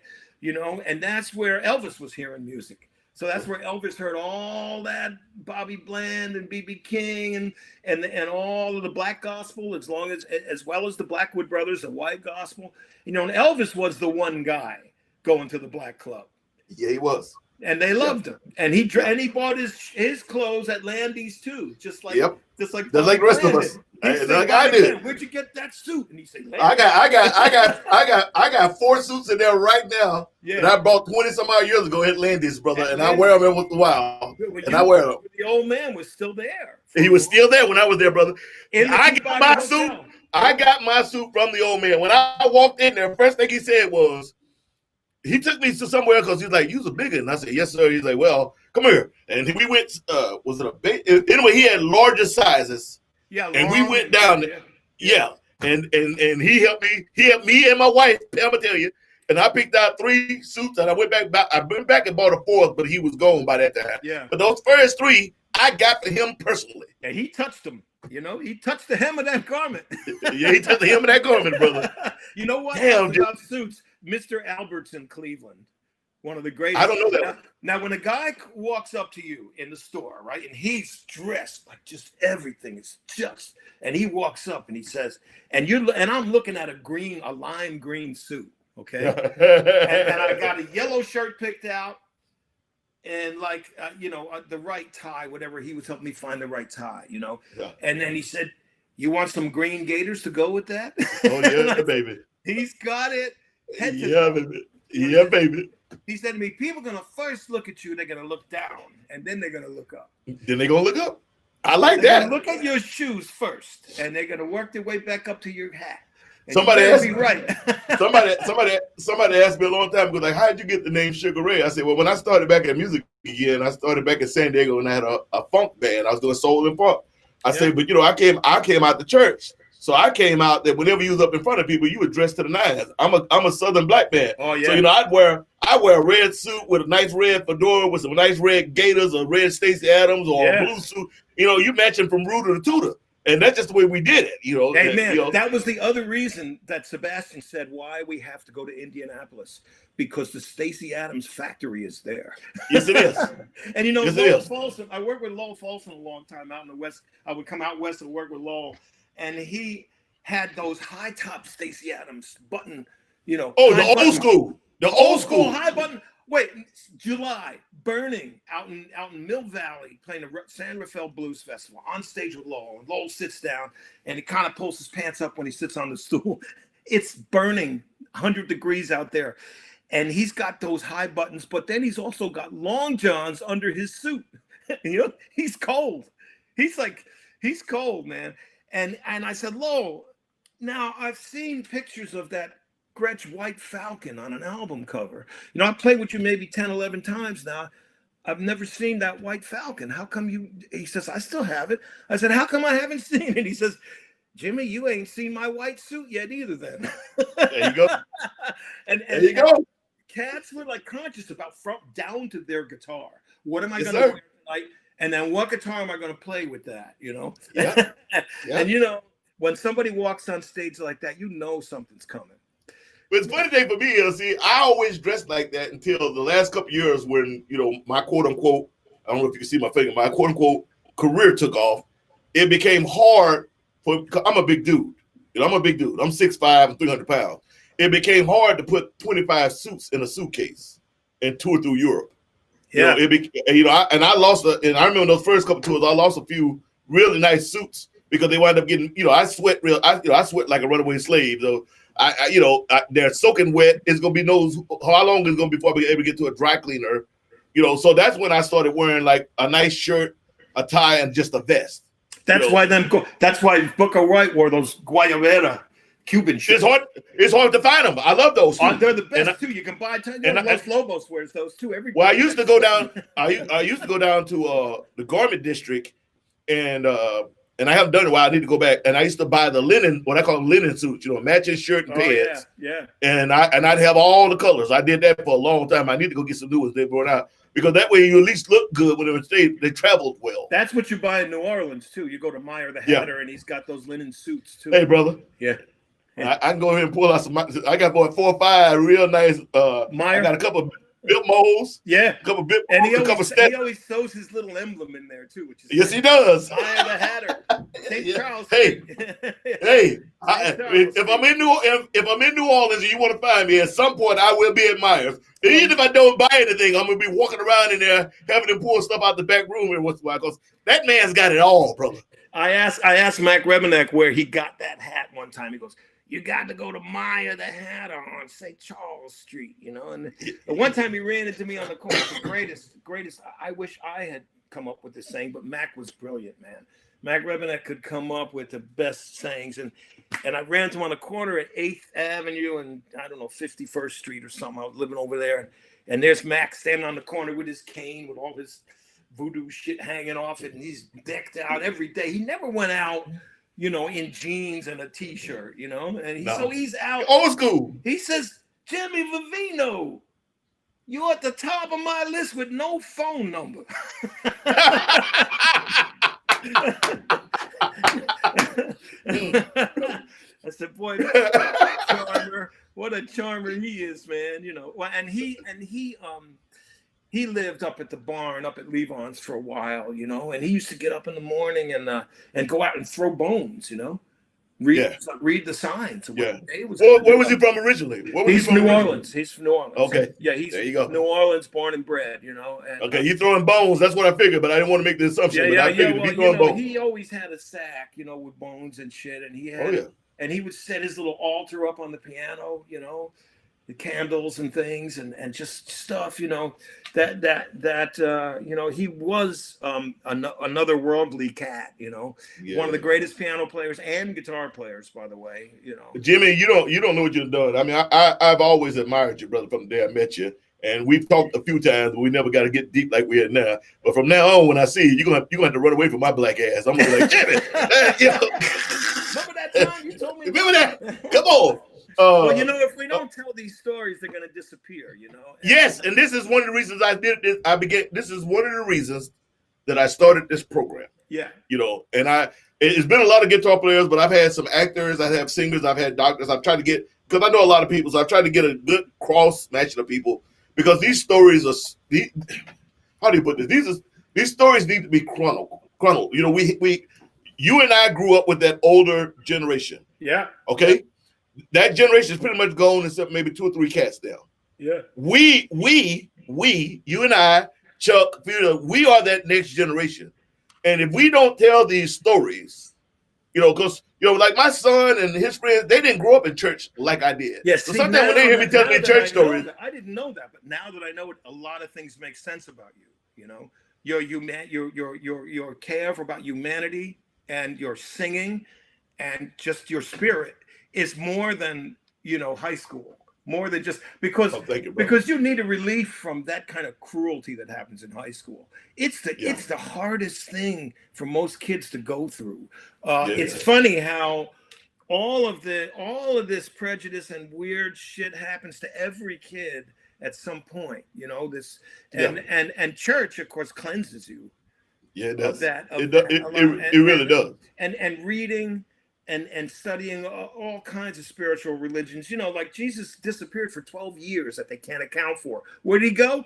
He went up into Asia and started learning about Buddha and then the second, the New Testament is loaded with stuff that's from the Quran and from Buddha and from Asian, and different theologies, because basically it's about be good, or there will be a consequence. Or there'll be a consequence. Yeah, and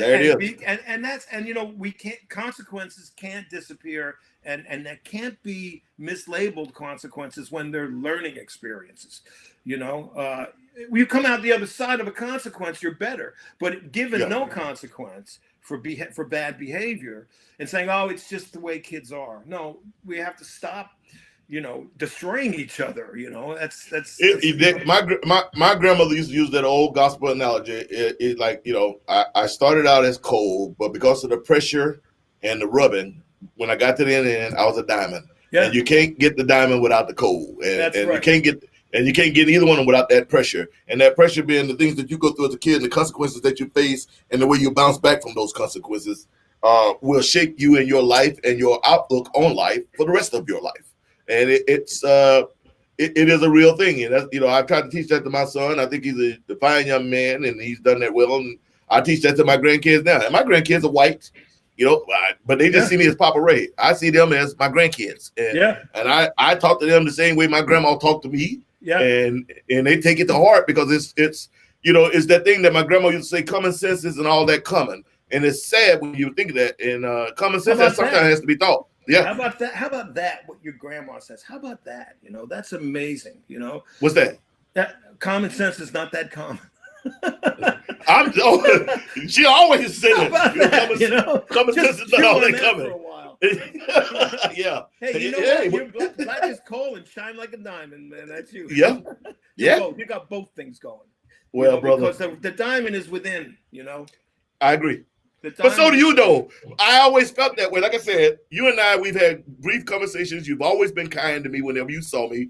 I try not to be one of the people that come up and bother you and be starstruck. I always see everybody, Slash, all you guys. I always saw everyone just as a human. And it was lucky for me that a lot of times I didn't know who you guys were. To me, you guys were just guys that could play. Remember, I didn't come up in this world, so it was all a new. I just treated everyone the same way I wanted to be. And talk about the blues, all right? We talk about Slash, who became a good friend instantly when we met. We went to a Les Paul birthday party. I met him there at the Iridium downstairs. And Les says to me, and I know Les for already since 1979 or something. I know Les forever, and he's like, hey, Jimmy, do me a favor. Go talk to this kid Slash over here and figure out something to come up and play together. So I go back there and I meet Slash, and he's back there and he's Slash, he's and he's cool, and he's right away cool, and I said, well, he says, well, what do you think we should do? I said, let's play the blues. He says, yeah. G? I said, yeah, G's good. We went up, we played the blues together, and I walked out of there going, this kid learned to play the blues early. Early. It's there. He didn't go back later, and because he was playing right. He came from the beginning. B.B. King, and he was playing right, man. And Slash is a multicultural cat. He's. I didn't know this. I didn't know this in the beginning. Yeah. The first time I met him, I think they had just come out with that Guns that what's that song? Because I was just getting out of the Marine Corps and it was everywhere. And anyway, I was in New Orleans. I was at the Crazy Corner. I had a buddy down named named saxophone Gary Brown, saxophonist. Oh yeah, badass saxophonist. You know Gary? No. Oh, I know Gary Brown from New York. It can't be the same guy. This is maybe not. Black dude, unbelievable saxophone player in New Orleans. So I go whenever I'm in New Orleans, I used to go to Crazy Door and just sit in. And we sit in this night, and this kid walks in with these leather pants and all this crap on his arm and whatnot. And girls are going crazy, underwear's flying. I don't know who the kid is. Yeah. And he gets up, he plays, he blows up Gary's amp, jumps in the taxi and run away. And I was like, okay, wow. And then 5-6 years later, I'm running Cozy's, and he comes in with Chuck. And he was a little heavier by this time. And, he's playing blues. And I'm like, I said, you play what you want to play. We just playing blues. So we doing some jump. We just mess around, playing some Albert King, whatnot. And he's throwing down. So he comes back a few weeks later. Well, actually, the first time he came, he sat in the back of the room. Yeah, right. That's him. And I guess he wanted to play. He wanted to play, but I didn't know. Again, I didn't know who any of you guys were. So I couldn't look at you and say, that's Jim Vivino, that's Slash, that's, I just didn't know. And so Chuck tells me after the Monday's over, he said, well, next Monday you got to get Slash up. I've heard that name. Slash. Like, yeah, he's upset. He was in the back of the room. You didn't call him up. I'm like, well, Chuck, I don't know who he was. I said, you know who people call him, man. I said, well, you got to let me know. You supposed to be the MD on this. Let me know, and then I bring him up. So Chuck, so the next week he comes, he brings Jim Carrey. Yeah. And they come in, and I guess it was like something had happened with Jim, and Jim was posting crazy stuff, and Slash went over and grabbed them, and they come out to the club. And they do. Jim's like, I wanna sing. And I says, all right, man. I said, but we ain't doing nothing but blues here. He's like, all right. So they get up and they do this unbelievable rendition of Old Black Betty. Yeah. And then that's how I'm talking to Slash then, and I'm like, and he remembered when we had met that time, and I'm like, man, the world the blues world is small, and at the same time, it's all encompassing. Yes, but you treat people like people, right? And not just you, but in general. And not like they're a star or you're a fan, because when you start acting like every fan, and every fan could learn something from this too, you see the bricks going up, one by one, and they turn in another person, you become a fan rather than a cat, So you got to be a cat. You got to talk about something else, Don't and the blues brings everybody together. Music brings everybody, because we're all on common ground that way, and we're not like, you call him and said, hey, we're going to play one of yours, we're going to play Sweet Child of Mine. He go, I don't think so, Yeah, you probably would have. Yeah, I don't want to. No, I don't want to play. But the blues, it's a blank canvas for everybody, all of us at once. So we can paint this picture together rather than say, hey, let's do a version of what you do to make a living, every day. Well, and when you're talking to cats, man, that's a main thing. Be a person to person. Just to be and a the cat. fact that they know if you're, and almost like it better if you don't know who they are. Yeah. It's like, oh, this is great. I can be out here and not be ask the same questions over. Well, I think that was one of the reasons that the Monday night was and Cozy's as well as Cadillac Zach's has been as successful as they have been. Play. Yeah. Come play, man. It's Cadillac. Here, look. Yeah. Before you go, I wanted to play this. I didn't get to play this. This is you at one of my favorite joints. I'm trying to think. The last time I played this joint was probably 3 years ago, New Year's Eve, and I went in. Pam and I and my little sister Beth, we were just enjoying New Orleans because we were usually there 3-4 times a year, just my favorite place. And I sat in that night with Galactic. And later, Walter Wolfman came up, sat in with us. And then Dr. John showed up. I didn't get to play with him, but he showed up play. But this this was at Tipitina's for Tulane University for a gig that I do there every year, and with Greg Williamson and Upper West Productions, Upper West Side Music Production. And we do a thing to raise money for Tulane. And the band that night, I think Ivan Neville was on keyboards, Raymond Weber on drums, great drummer, George Porter on bass, Tony Hall on bass or guitar, and Cyril Neville on percussion, and Eric Krasno and myself on guitars, And it's for a thing called Tipping Point that we do every year to raise money for the alumni, from the Alumni Association. for Tulane University. And so we were at Tips at this one, and I'm doing Gene Barge's song, Me and My Woman, which I first heard my friend Shuggy Otis play. Shuggy? Yeah. You do Shuggy too? I know Shuggy very well, and his son Nick his brother Nick plays with me sometimes.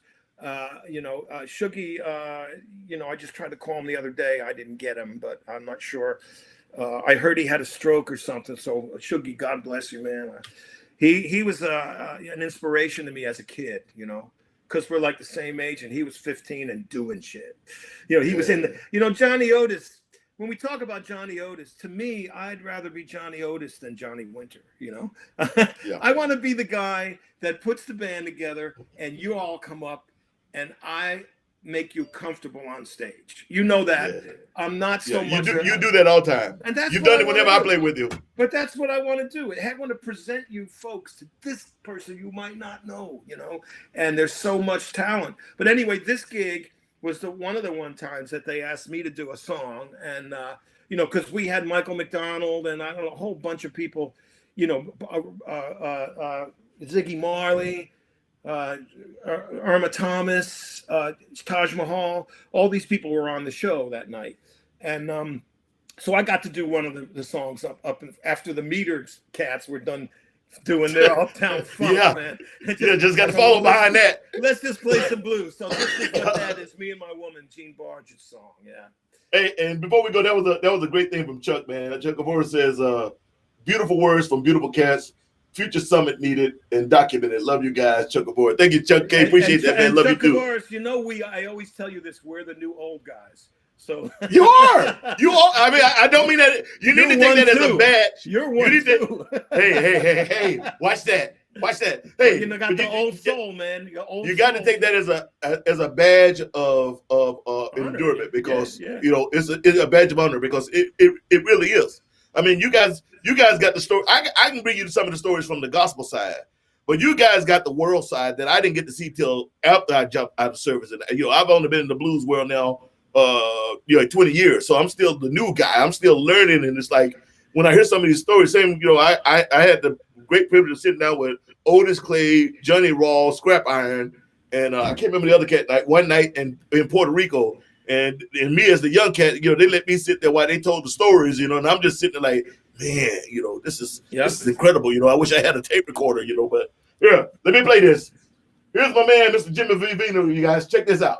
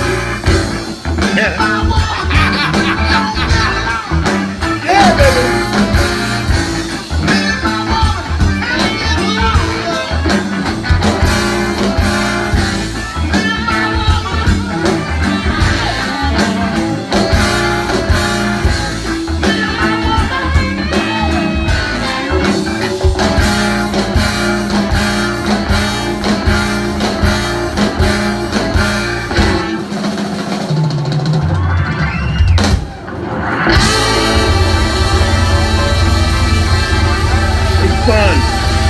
Big fun. That's what it's about. Oh boy, we miss it so much. That's what it's all about, man. Wow, wow. And dragging that many cats through the mud at once. That's Hey, you did a great job, bro. You did a great job. It's a good thing I was about 20 pounds heavier than now. I'd have been, by the time I was done working those cats, man. Woo! The groove. There's something about down there, Yes. And with all due respect to every other city I play with musicians in, everywhere there is something there. When I call Ivan Neville or Tony Hall or George Porter or whoever and say, put a band together, I'm coming. It's always, and there's always new cats on me. I go, oh, there's another Neville? Oh, yeah, good Lord. There's another son of another brother. them and the Neils, they must. Yeah, I mean, there's a lot of them. Kenny is probably one of the most talented people. Kind of an unsung hero of the blues. Really, and I don't understand why it's not bigger, because that cat can play anything and everything. Sounds great. Well, him and Lurie Bell, cats are son of Rayful Neal, son of Carrie Bell. The Brooks brothers, Wayne and Ronnie Baker Brooks. The generations in Chicago exist. And in New Orleans they exist. They're not in a lot of other places. No, probably like in the South they exist everywhere along the South. R.L. Burnside, Cedric Burnside, Kenny Big Eye Smith and Kenny Beady Eyes and Willie Big Eyes. Willie Big Eyes. Beady Eyes. Big Eyes. There's a lot of second generation cats or third or fourth generation cats that are really, really carrying it along. And because Cedric is what, third generation? Probably. Well, he's RL's son, I believe, or his grandson. Maybe his grandson. Yeah. Well, it's funny. You were talking about Lowell Folsom, who I love Lowell Folsom. First of all, even though he's from Oklahoma, I ain't gonna hold that against him. He got out. You got out. But do you know his nephews? No, I don't know his nephews. No, there's more, huh? You know that the Gap Band. Oh, that's right, huh? Charlie Wilson and all those guys, they daddy is Lowell Folsom's brother. Okay, man. That's their uncle. I'm walking away learning something. Yeah. Well, so the Gap Band, Charlie Wilson, all them guys, their uncle is Lowell Folsom is their uncle. Well, Lowell, he came out to South Central LA and started recording for Tangerine for Ray Charles Records. First he was Johnny Otis, I think whatever label. But eventually he was working with Percy Mayfield and all the people out here, Lloyd Glenn Trio. He did stuff with and Pee Wee Creighton. Yeah. Oh wow! I didn't know that. Yeah, the West Coast guys were something else, man. Modern. Well, one of my good friend, I call him a good friend. He was all that way from the Bay Area. Mr. I say Mr. Some people just say his name, but I say Mr. James Gatson. I had James on, and he was telling me that he was just saying, when he came out here out of Kansas, he played a bunch of stuff, but he said something about it, just like New Orleans. He said, now California, it was sort of that way when I came, but it's the change there. But like he said, when you guys came the 60s and 70s, you could put a band together, cats that you didn't know, and it was just one of the heaviest hitting. It was just so much music and theory, I guess I would say, or understanding of the music that was going on at that time. A couple of years back, Charles Wright sent me a couple of songs he was working on, because Watts 110th Street Rhythm Band, Express Yourself, and they did a song called "You Are So Beautiful," not the Billy Preston one, but they had a beautiful song too called that. And I found out later from Charles, because Gatson never said nothing, that Mr. Gatson was all the high vocals you hear in that band. Well, all you have to do is listen to Loveland. You ever heard this version of Loveland? Gatson. Yeah, that's Mr. Gatson. Now I spent the night. I got a call to play at the Cafe Boogaloo. Remember that joint? Gone. Yeah. Hermosa Beach. And Gatson was on drums. It's the first time we played together. I spent the whole night with my back to the audience. Because I was in Gatson's face, man. I was hitting the hi-hat. Bernard Purdy had told me, when you play with a drummer, you got to make sure that your rhythm is with the hi-hat, Yeah. And I was on Gatson. That Use Me stuff that he plays with Withers. That is an art form You just gave me an idea too, because I had guys on, and Mr. Purdy, him and Celia are actually good friends of mine. I need to get Bernard on. I'm gonna see if I get him on. Spoke to Bernard. That's a good idea. I'm gonna send him a message. I'm gonna see if I can get him on here for Christmas. Thank you for that, because I was wondering who's tell gonna him be my I guest. said hey too. He just did something for me. We're doing a project for keeping the blues alive. Okay. Where I'm passing around iPhone videos, and we're compiling like we're playing, you know. So okay. I pass it to Purdy, to Rob Pepperozzi, Jesse Williams, and Purdy put a drum track on it, you know, with an iPhone, you know. And we're making videos, and we're gonna put it out. Joe Bonamassa's label, Keeping the Blues Alive, and a whole bunch of great people are playing on it, and 100%, 100% of whoever downloads goes to musicians, you know. 100 of it. Joe is donating the vehicle and playing also, and we're finding in these times that so many musicians are marginalized in a way where it's not a necessary, you know, job. You know, we're not essential workers until people need to go out and see music again. Well, I told people that, you know, the thing about us musicians, we were the first ones out of the work, and we'll be the last ones to go back to work, and that's just the way it is. Yeah, because we can't have an audience until there's a vaccine or enough people that have taken the vaccine where it's semi-safe to do so. And I hope they come out in droves when they do. I think they will, and that it gets better than it was. Let's make it better than it was. You know, let's do that. Yeah, let's make the blues, you know, come and whatever live music you're going to see. I don't care what it is. If there's human beings playing the music on stage, be there. You know, that's all. You know, just be there. And it's not about one kind of music or another. It's just about how music feeds the soul and spirit. People, you know, there's the most amazing thing to me is that people, human beings, dance. Yeah, they dance. You get so full that you have to move your body to it. Move your body. There is no animal that does that. There is nothing but humans do that. That's their soul, man. It's funny you say that, because one of my biggest pet peeves is I go to all these places and people know me, like Ray gets people up and dance, and I've gone to so many places like, well, people don't dance here. Well, you get this. Like, yeah, and I'm always like, yeah, right. I say the problem is you haven't allowed people to dance. You know, my thing is I would stop the band in the middle of the show. I'll stop. Blah. Look here. This is not a concert. This is a party. I came to have a good time with you. Get your ass up out them seats and shake what your mama gave you. You just start over again, and everybody's up dancing, because that's what you came for. You came to have a good time. I know you're a dancer, but I envy people that dance. You know, and because I was always playing since I'm 9 years old. I'm always on the bandstand. You know, since I'm a kid, I'm always I'm never on the other side of that. So I never really, even though me and my brothers had a tap dancing trio. You know, we danced at the World's Fair in 1964. We tap danced, you know, and I learned that's just another drum. You know, James Brown would say. All it is. It's another drum. It is. You know, so and you know, and it's funny too, because when you talk about tap dancing, you know, it's drumming. Sammy Davis Jr. You know, the Step Brothers. You know, those cats, man. And you know. It's a drum again, you know, and that's true that James Brown says that everything is a drum, you know, everything is a drum. Everything is rhythm. And there's this great African, last week they kept cutting me off. There was this great African thing I wanted to show, and I forget what tribe it was, but it was recorded back in the 70s. And he's saying everything you do in life is rhythm. And if you don't have this rhythm, then you don't really like, and they're just showing people working while the band is playing. And it was just like, you say, there were things you don't even think about. It's all a rhythm. It's all a rhythm. It is all a rhythm. And to know that your rhythm is your rhythm. Is your rhythm. How the guy next to you is moving, or the chick over here is moving. You know, the woman might be out dancing you, but if you're doing your rhythm, that's you.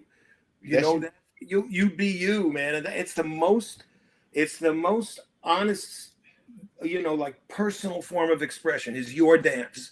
But I feel the same way with music, Jimmy. When I'm looking up to do concerts or do big festivals, I never really have this thing of competition in my mind. My thought is, man, I love what they were doing. Now it's my turn to do my thing and do what I do, and you know, and then you know the audience get to see all this different variety. Because like I tell them, if you like fruit, you like fruit. You don't just like bananas. Maybe you want to eat an orange. Maybe you want to eat a strawberry. Maybe you want to eat. You even want fruit that isn't good for you. Makes you exactly. You want it. That's light. That's what we do. That's what we do. A lot of things we know aren't good for us. But you know, somebody wrote something very interesting. Mary Liz again said even chair dancing, because you know we got there's folks in chairs playing basketball. You know, there's folks bowling in chairs. It's, you know, like moving is whatever you can move. Man, you move one finger if that's your thing. That's your thing. But that's your thing. But groove, you know.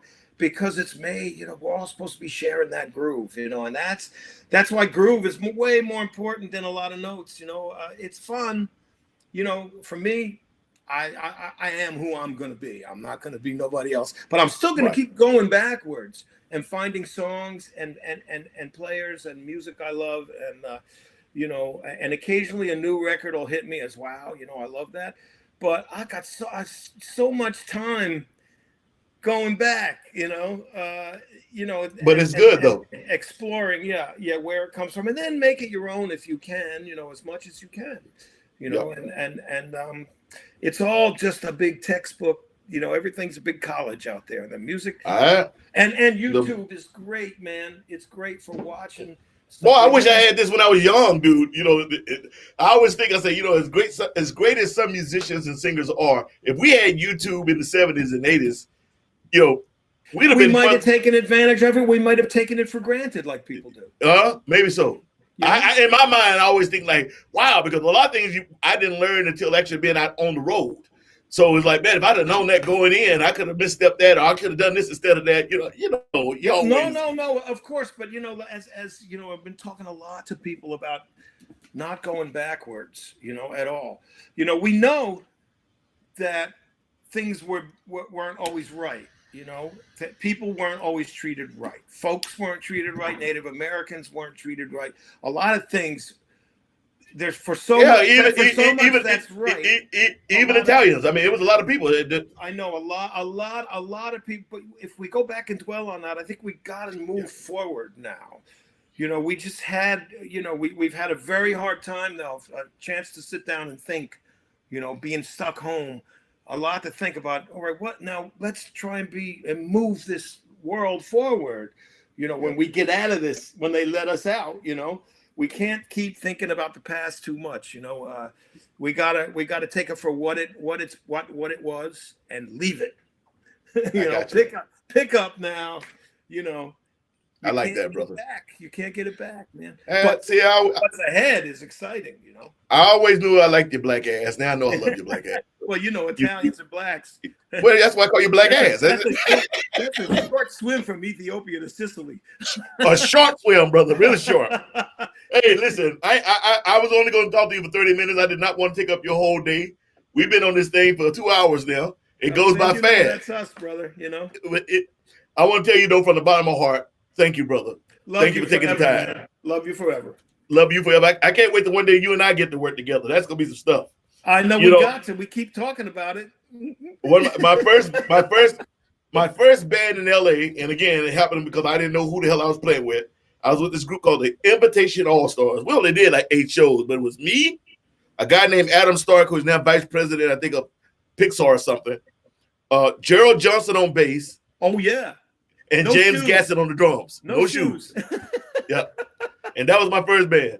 And Gerald, then later I saw you. I think you might have brought Gerald up to Cozy's because he knew Malibu. I think I did. Too, from playing with Steve Miller together. Him and Malibu come up. Or Vivino and Hank Van Sickle and all those guys. And Gerald could, give Gerald the key of E and you fucking never want to change keys. Yeah, Gerald was bad, man. Yeah. I think he's up in Seattle now. But anyway, from the bottom of my heart, brother, thank you for coming on. Thank you for being on the Sugar Shack. And to all you people out there, as I always say, this is Mr. Jimmy Vivino, and for God's sakes, let's be good to one another, huh? That's right. Peace. Thank you, brother. Out.